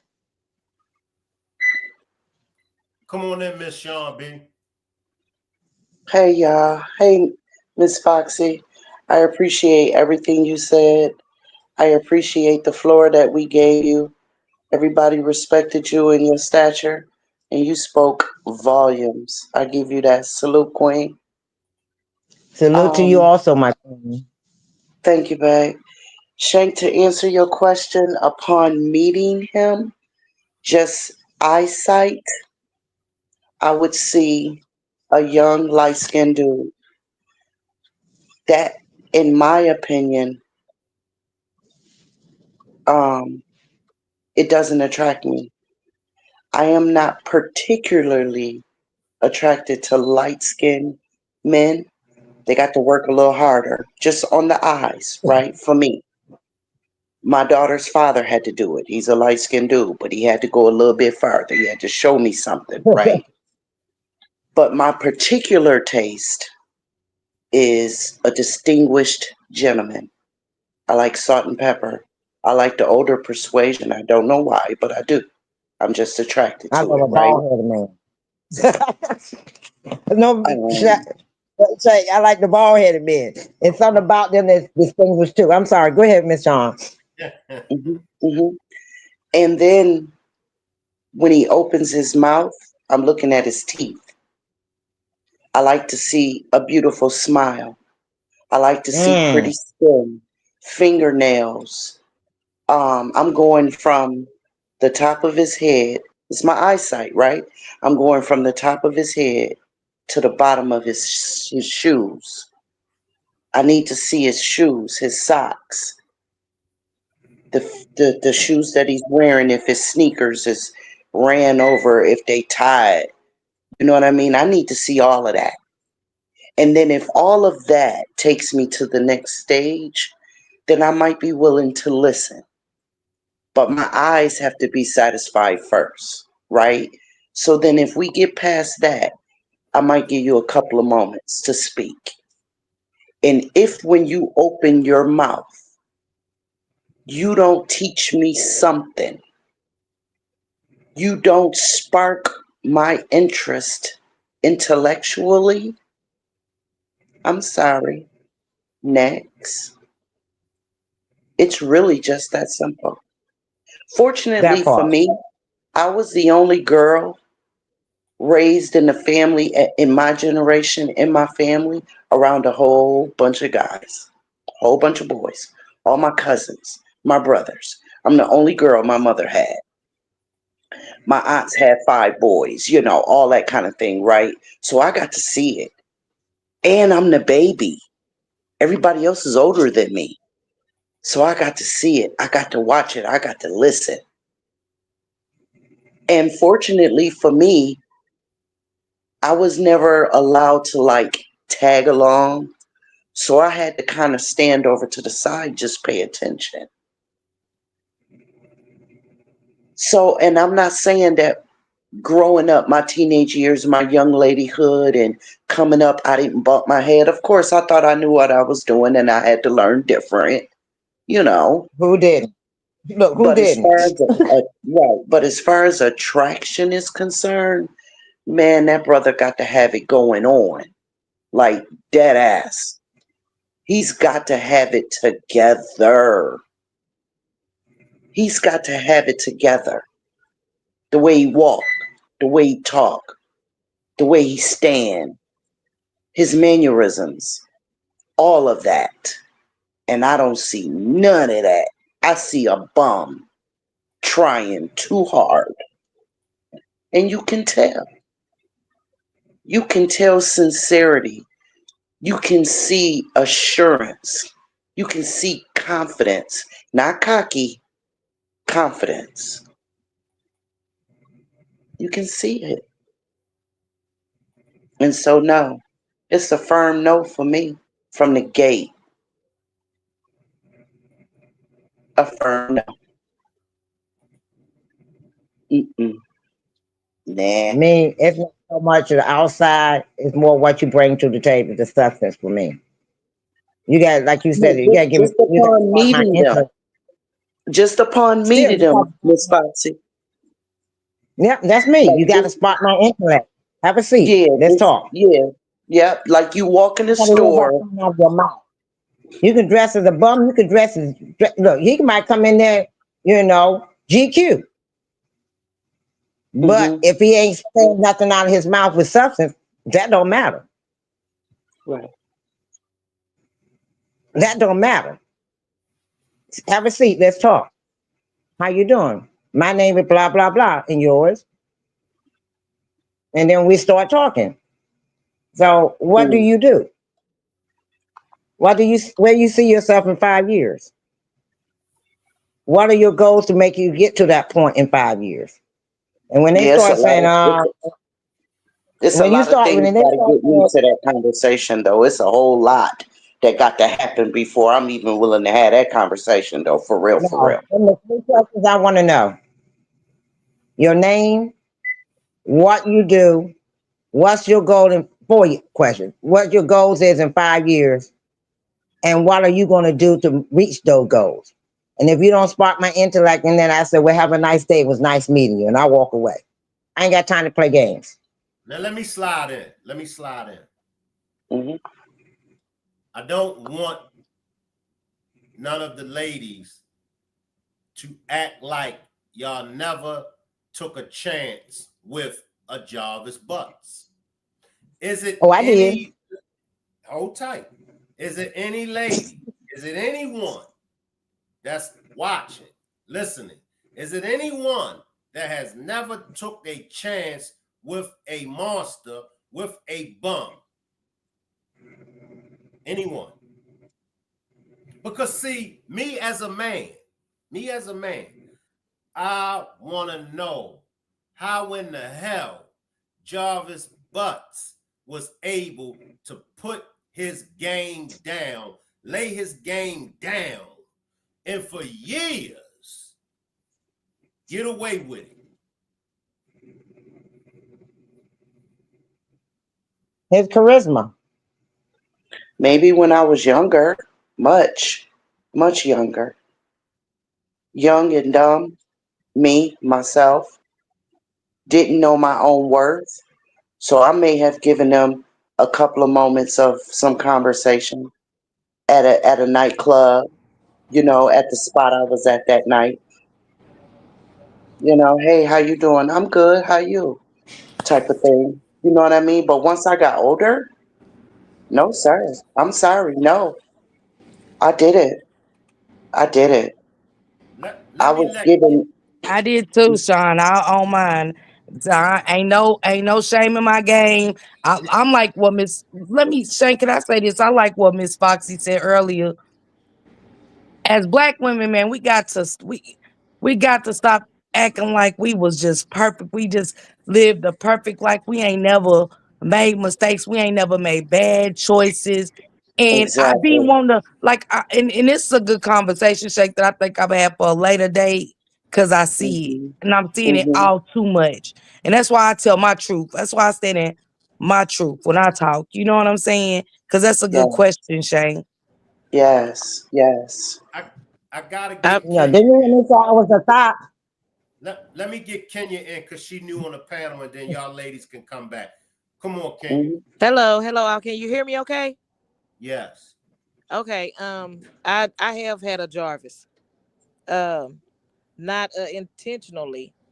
It's not like I did not know and still pursued, but and I had shared a little bit of this with Miss Parker and the riders, but I was dating a guy, and at the time he was 31. Um, and this was years back. I'm 47 now, but there was a lady that came to my house, and my oldest daughter is 30 now, and at this time she was about 15 or 16, and one of her classmates mother came to my house and showed me text messages between the guy that I was dating at the time, who was 31, and her 15, 16-year-old daughter. um, and the crazy thing about it is that I remember him one day. It was like a week before uh, this lady came to my house.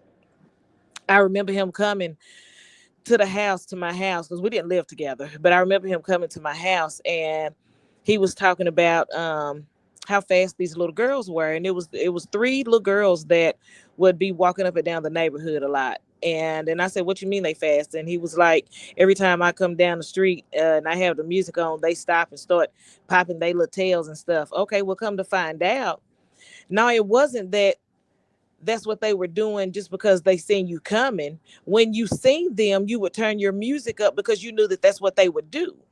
Mm. And so I put a no contact order on him. I put a no contact order on him.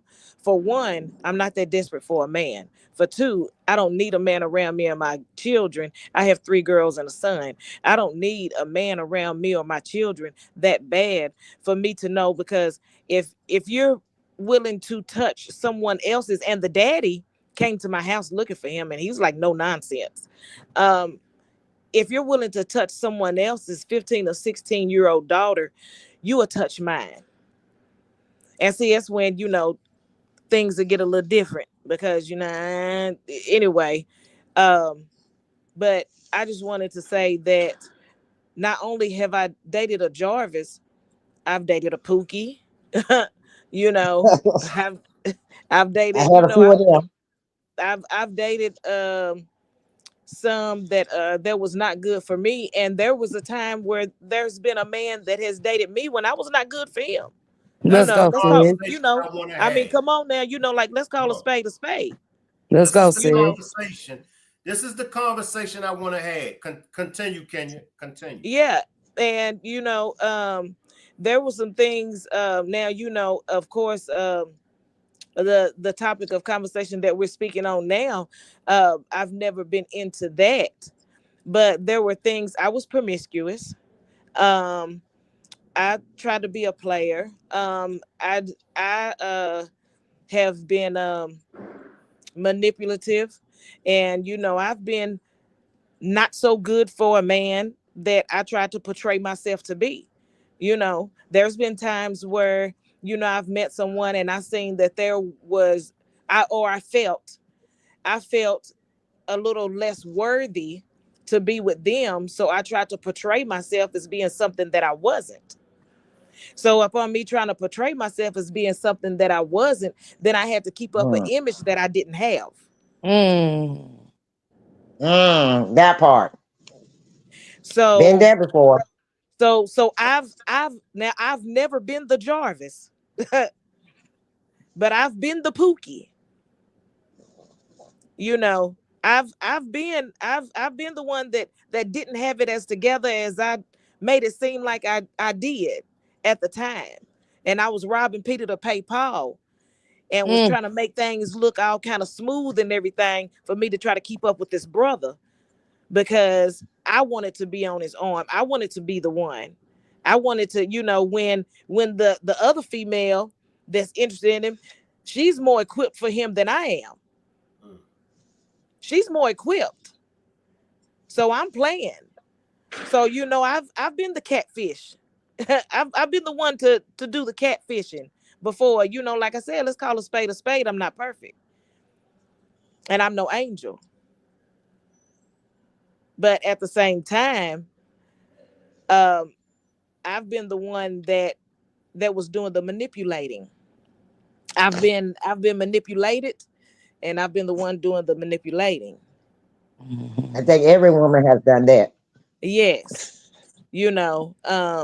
But I don't.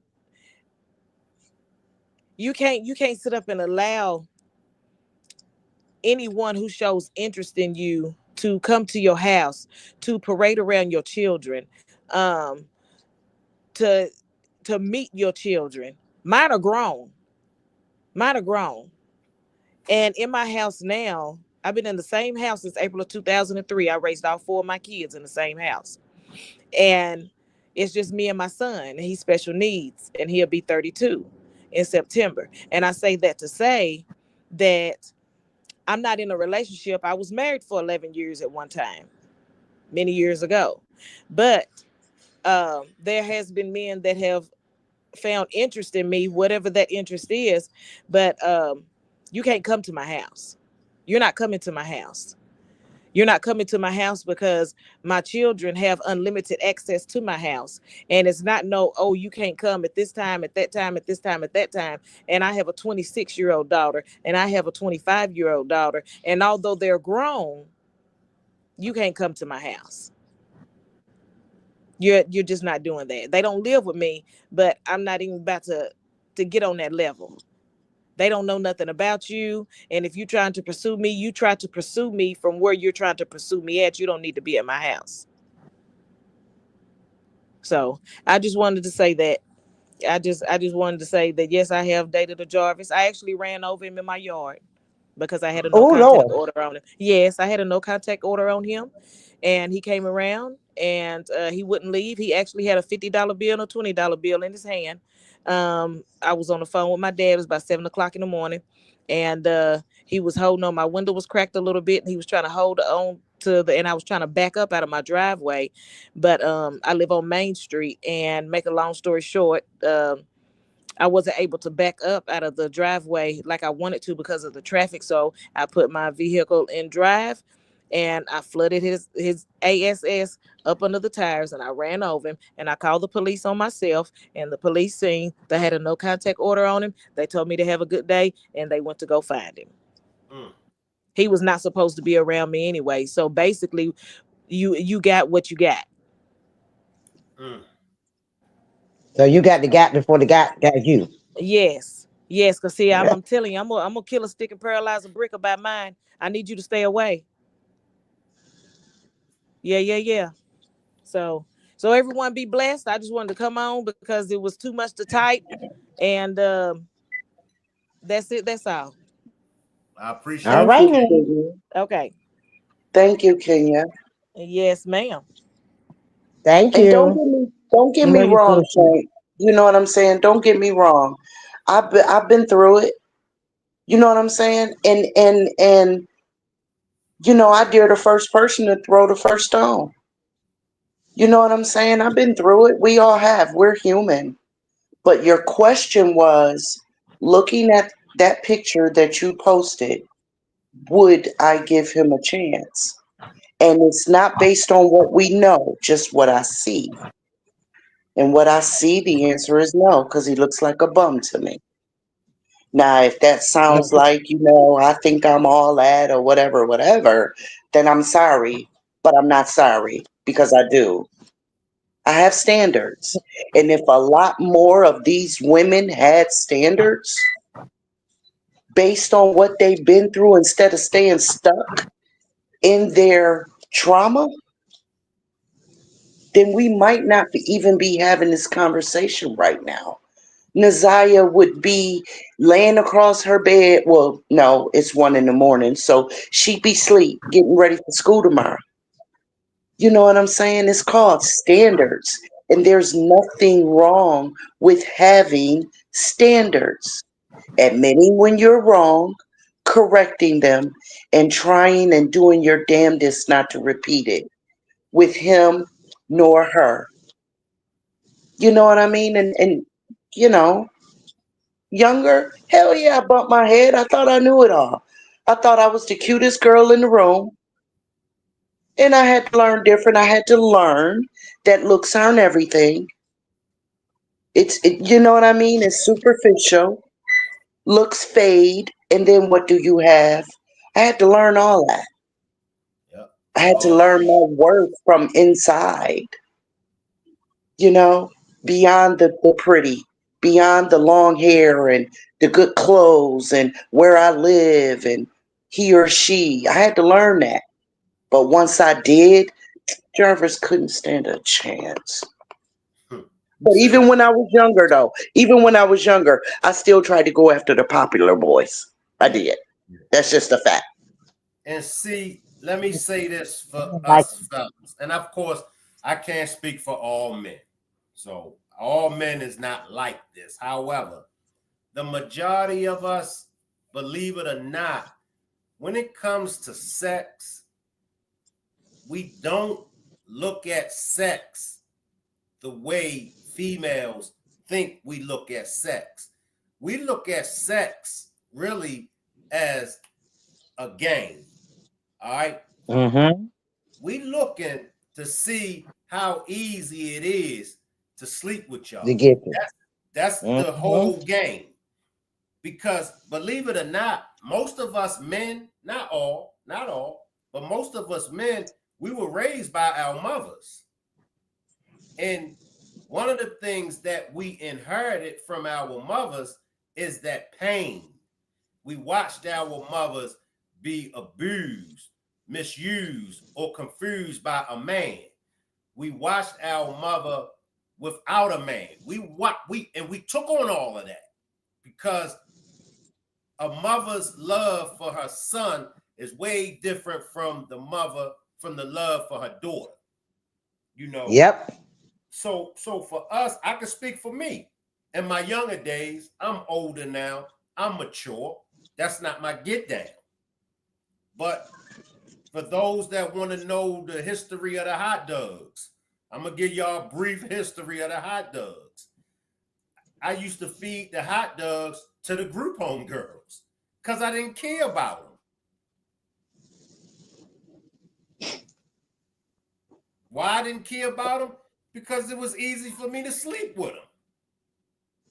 Now, when it came to women, and this is when I started to step my game up.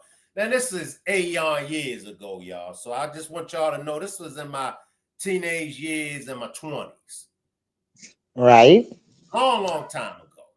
But when I stepped my game up, I had to learn to step my game up because now I'm in an arena with some, they call it baddies today. I'm in the arena with, like you said, Miss Sean B. I'm in the arena with some females that know they worth.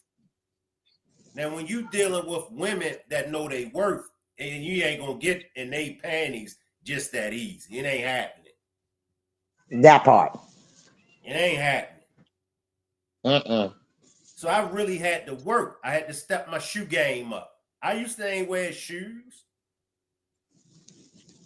I had to step my whole game up. along with the outer appearance, I had to step my vocabulary up. I had to read. This was before social media. So I had to read. I had to learn. I couldn't use the hot dog tricks no more. So the conversation that I'm building is it any females? Is it any women that's listening to this demonstration that has low self-esteem? I definitely do. Talk to us, Miss Parker. Why, boo? Um, Yeah, I'm listening to this because I want to know why. Because you strong, baby. Okay, you can I'm gonna be, shut up. you can be strong, but let's be honest, Shank. Let's have a real conversation. You can only be as strong as you are. You get what I'm saying? You can only be as strong as you are, but when you have a village and when you are in a relationship, at that point, it don't just take you, it does take two. But throughout before Shank, mm, it was a lot I went through. I'm like Kenya. My story is kind of like a Kenya. And I always got on this platform and said that I went through a lot. I came from a lot. I don't look like what I've been through. I did on the inside. I still do on the inside because I'm coming from being abused, being the abuser, being essayed, coming through understanding of what that meant and Okay, saying why me. Throughout my okay. addiction, breast cancer, losing my hair, my toes, my toenails, my fingernails, nothing. Oh, baby, I didn't know none of that. So a lot that I went through, and again, being abused and turning around and being the abuser, and dealing Mm, with mental health issues on top of that. That's why mm. before I started doing the kids, I would talk about me. My demonstrations were basically like overcoming certain situations and still battling the insecurities, still dealing with a lot. You know what I'm saying? Wow. So absolutely deal with insecurities. I tell Now people me, I don't feel pretty. Some days I wake up and I say I'm not okay. That's why I tell my audience it's okay to say you're not okay because today I'm not okay. Mm, that's true because me, okay, I was abused when I got older. And because of the abuse, it messed up my gums in my mouth, which now I have teeth that are missing. Because I'm a small built woman, my weight goes up and down because of me. When I'm sick, I lose weight. When I gain weight, I'm fine. When I lose weight, I look sickly. So when I look sickly and because of the teeth missing in my mouth because of that trauma, a lot of times people look at me as a crackhead mm. or ex-alcoholic. So my self-esteem, I fight every day to continue to make sure my crown is set up right because I have to prove to myself that's not who I am. Because you hear it so much to a point that you almost believe it. You go on jobs, you got to go over the top to prove yourself because they look at you time they see you because of the missing teeth. And people say, oh, Mm, she used to do drugs. No, I never did drugs. This is from abuse with a right. man before I met my husband. And because of that, at the time, didn't have jobs that I could afford to get my teeth fixed. Then when I Mm, got the job to get my teeth fixed, they removed some of the broken teeth to replace the teeth. And then my job, the insurance they had for that stopped and gave me a cheaper insurance, which means now they won't pay for it. What they mm, let them finish what they started. So now I got mm, missing teeth when they should have been missing mm. to try to repair what I had. So whenever I come on, you see me on this like this because I don't want people to see me for who they see. I want them to see me for who I am. So it's hard for me to date because men look at me as one of the two. I either did drugs or I was a drunk, and I did neither because I was too strong minded to not let any of that to affect me. But this is what I have to prove every day. And there are days when people mistaken me as I'm dumb Mm. because of my looks. So And that, sometimes it weigh on me to feel like I don't know what I'm talking about myself. Am I talking wrong? Am I doing something wrong? Am I not who I am?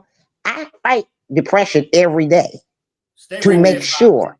Stay right there, Foxy. I don't want to cut you off, but that's how Nazaria Harris, along with Shannon and these other women, Miss Annette, along with these other women that Jarvis was able to prey on, that's how he was able to prey on them. Because me as a man, listening to y'all, listening to everybody that came on this panel, watching what the chat is saying. If I was a monster, I would know how to move on all of y'all ladies just by what y'all telling me. Right. This is That's what I was saying. come on. This now here's the missing piece. How do we prevent? And it's nothing, in my opinion, that's going to happen overnight. But how do we prevent other women, other little girls from going through what most of y'all went through, as well as Nazaria? By surrounding them and And holding talking them with up. them and being Yeah. honest with your truth with them. Because Miss Parker, I need you to know, boo, I didn't know none of that.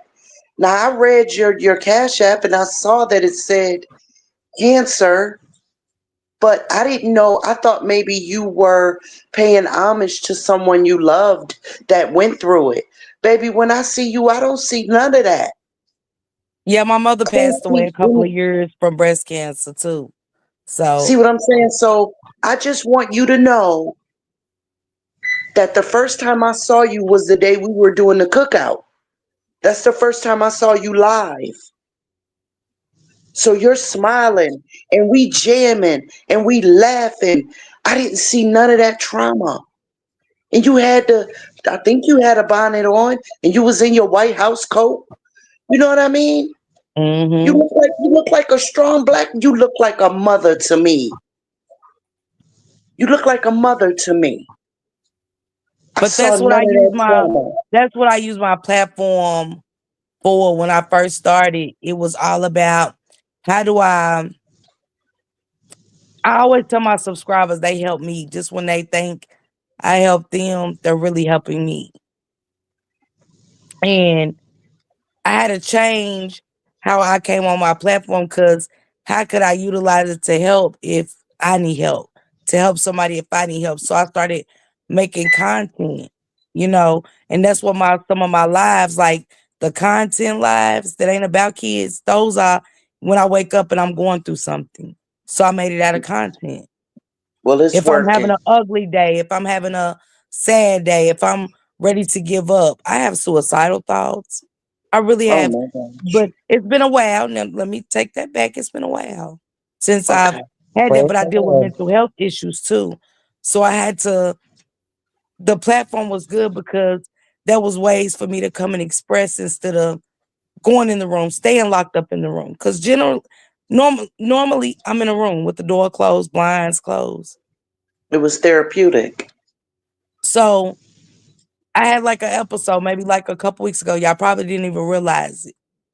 And Blended Healing, the subscriber that comes through Blended Healing, she's like, "So what you doing now, Tasha?" And I told her I'm in the room, blinds closed. She's like, "You got to come out of there.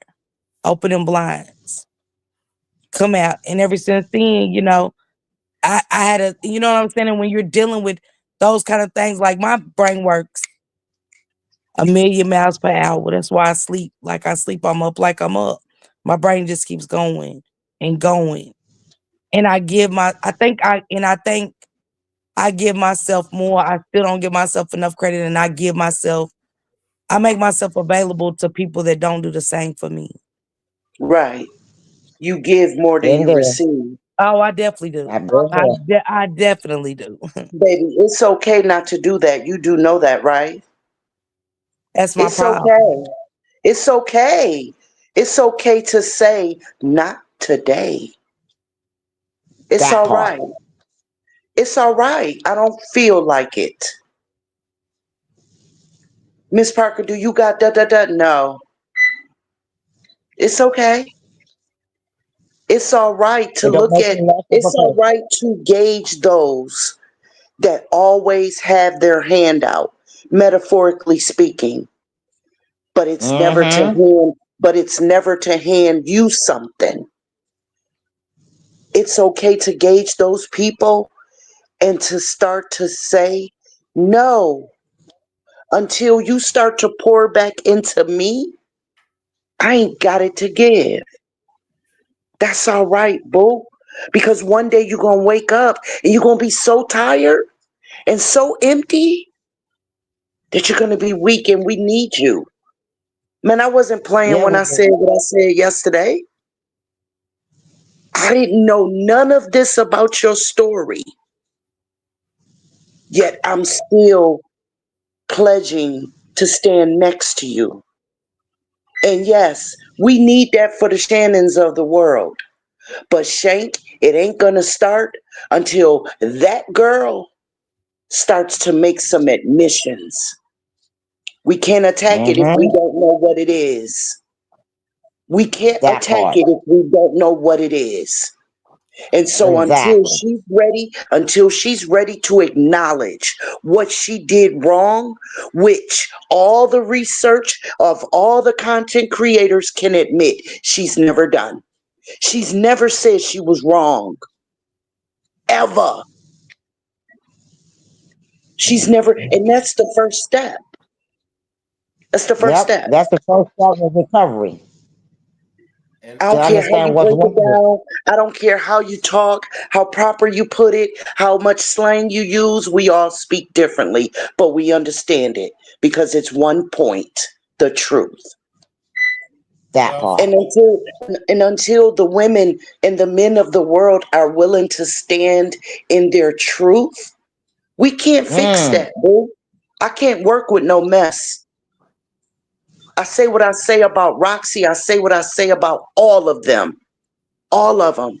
And I'm willing to befriend all of them if it means it's going to help our society, our community. Because I got a 13-year-old coming up in this. mm, So, yes, I need it Mm-hmm. better. I need my prince, who's going to become a king, to find him a queen. But if this is what he's got to pick from, then damn it, he can stay in his room. I'm good. and Shit. I hate to be the bearer of bad news, y'all, but I haven't reached Miss Parker's level yet as far as staying up all night. Cause I gotta get up. I gotta get up at 5 a.m. But I love this conversation, and definitely we're going to pick it up tomorrow if you ladies are for it. I'm for Absolutely. it. Miss Parker, I need you to call me in the morning on Messenger, and I ain't playing. I got you. I need you to call, girl, listen. Miss Parker, don't play with me. Call me in the I morning. got you. I will. Call Any me in the last morning, little sis. any last words before we get out of here, Sean B? Any last I, words? I love you all. We We love love you Just that more. simple. I I love love you you too, all. Sean. All right, boo. Good And night, Shank, y'all. all right. Good night, Yes. sis. Shank, thank you for acknowledging me. Thank you for being in my corner. Thank you for knowing me the way you know me. Thank you, because you don't know how much just sometimes your recognition makes me feel a little stronger that day. So keep doing what you're doing, my king, and I got your back. Appreciate you, Foxy. Miss Thank you, Parker, Foxy. before I give you the last words, they want to know, are they all going to your page? Because you know you go to 5, 6 o'clock in the morning. Will you be waking up alive. Ladies. Let me see.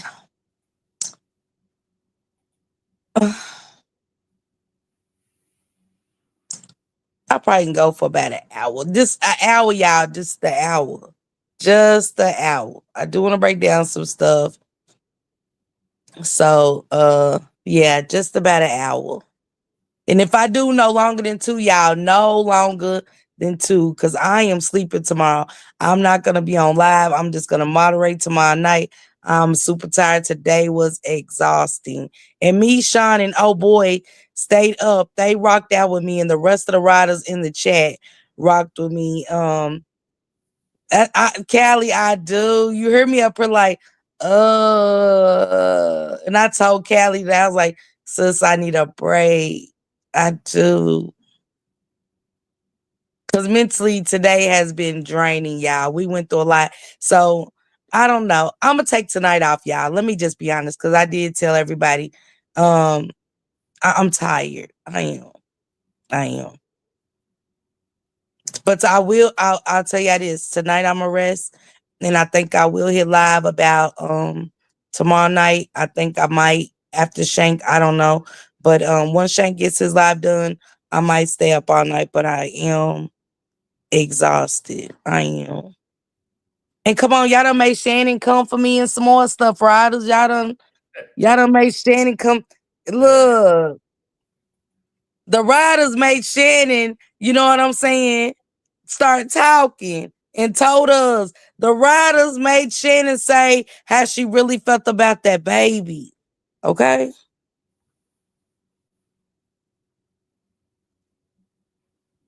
Yeah, we gonna be forever. Yeah. And I did tell Callie. I was like, Callie, plus I ain't caught up with my real peoples or nothing, y'all. I really been giving my all to Naziah, and I still plan to do it with y'all. I preach to the riders, and not to call out nobody individually, because I just want to say this is my exiting stage left, but to each and every one of y'all that I have met throughout this Naziah Harris case, y'all have been nothing but amazing. Y'all have helped me in so many ways. Some has helped me grow. Y'all, a lot of y'all helping me through my mental without even knowing. Sharing y'all stories, opening up, being yourselves, going above and beyond to not just fight for Naziah, but so many other cases that I talk about that y'all beat her on. And that's my passion, y'all. It is. It's not for y'all money. It's not for a click and view. It's not to dress up. Because like I said, y'all know I put on my Miss Pearly Rollers and bonnet and strike it up in my robe and strike it up. If I feel like I got to be a voice for a kid. And I appreciate each and every one of my subs, even some of the Rock Squad members. I appreciate y'all. And I thank y'all. Y'all mean everything to me, and I appreciate that. Nah, I see through you. She ain't ready for the riders for sure. She's not.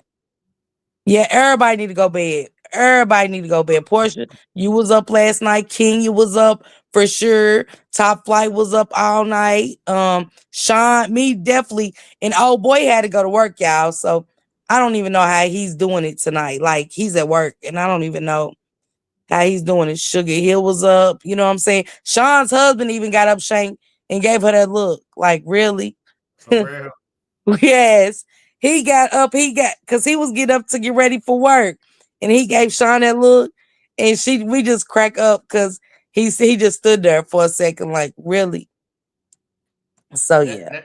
Now, it was a time when me and my Rock Squad, shout out to the Rock Squad. It was a time when me and my Rock Squad would go till 8, 9, 10 o'clock in the morning. It's been a while since I did it all night. I get back into it, but He lying. Y'all see Shank up here rubbing his eyes. He ain't used to be like that maybe a couple of years ago. Positive that must not be in the chat. Cause once he get the moving in that chair too much, he gonna sleep. But Shank, thanks for covering this for me. Keeping up with this case for me. You was already on it anyway, but thank you for opening up the platform to everybody, not just the riders, but to everybody, you know, for those that are here for Nazaya. I appreciate that. And you know how you breaking down your conversations about the looks and what made these women, that was a good conversation that needed to be had. And also Miss Foxy coming up and, you know what I'm saying, dropping them gems on what our community needs. We need more Foxies. We need more Kenyas. We need more Shans. We just need, you know, we just need more of it. Belinda's, IC3, we need more of y'all. You know what I'm saying? Yeah. Keep staying strong. When can they check out the new Switching Lanes, Miss Parker's comeback? When can they check out season 3, Miss Parker? You quiet now. I'm about to pull a Cali on you. Hello? Yeah, I don't know. You gotta let them know. They want to know when Miss Parker's comeback is going to drop. Season 3 now. Come on now. You can't keep the people waiting.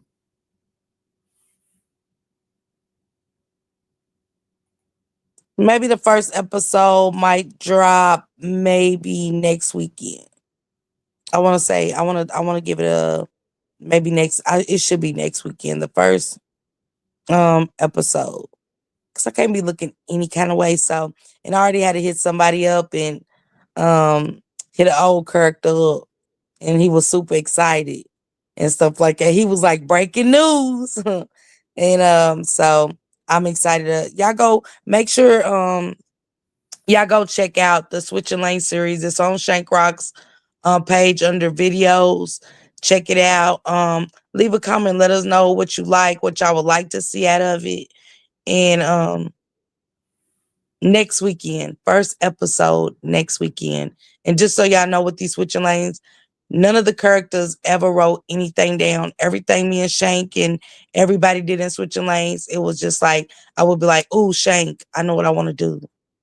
And he would do the same thing. We would go off of each other, something that we would come up with. We never wrote nothing on paper. We don't have scripts or anything.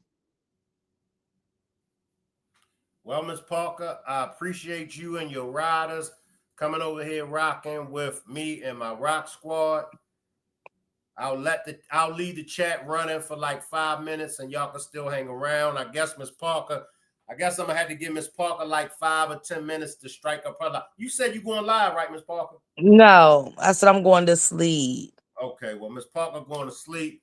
So I'll leave the chat running for 5 or 10 minutes. And we'll see everybody tomorrow. But I will go live tomorrow for a couple of hours, but during the day, like I'm not gonna do a late one until you get off tomorrow night. But I will probably strike it up because I got a couple of news clips I want to get out the way for my morning show.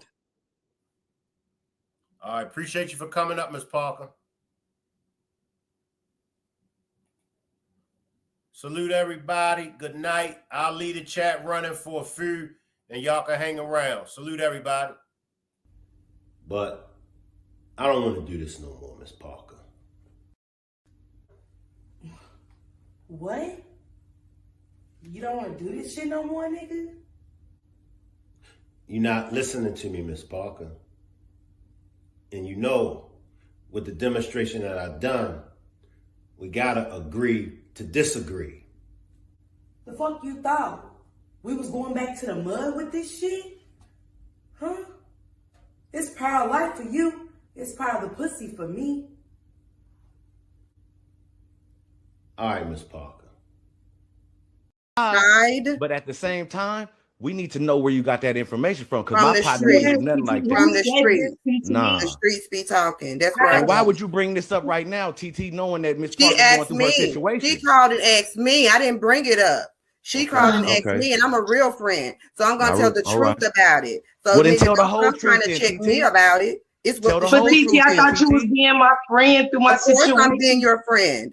Not put it on knowledge. I can't That's what believe they are saying saying. it. That's what they are saying, not me. That's what they're saying. I'm Who telling is you they, what they're TT? saying. Who is they? The streets, nigga. The streets. Okay, I'm on my way out to where you at. Okay. Okay. You make sure the niggas in the streets know I'm on my way out there. The streets take care of the streets. All right, then. TT.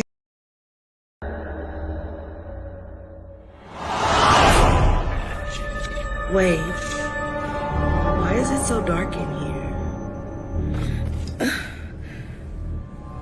I can't feel my legs. Why can't I feel my arms? What's happening? Dice, I need you, man. Don't call my real phone with that bullshit, my nigga. I need to get out of town, man. God damn, dog.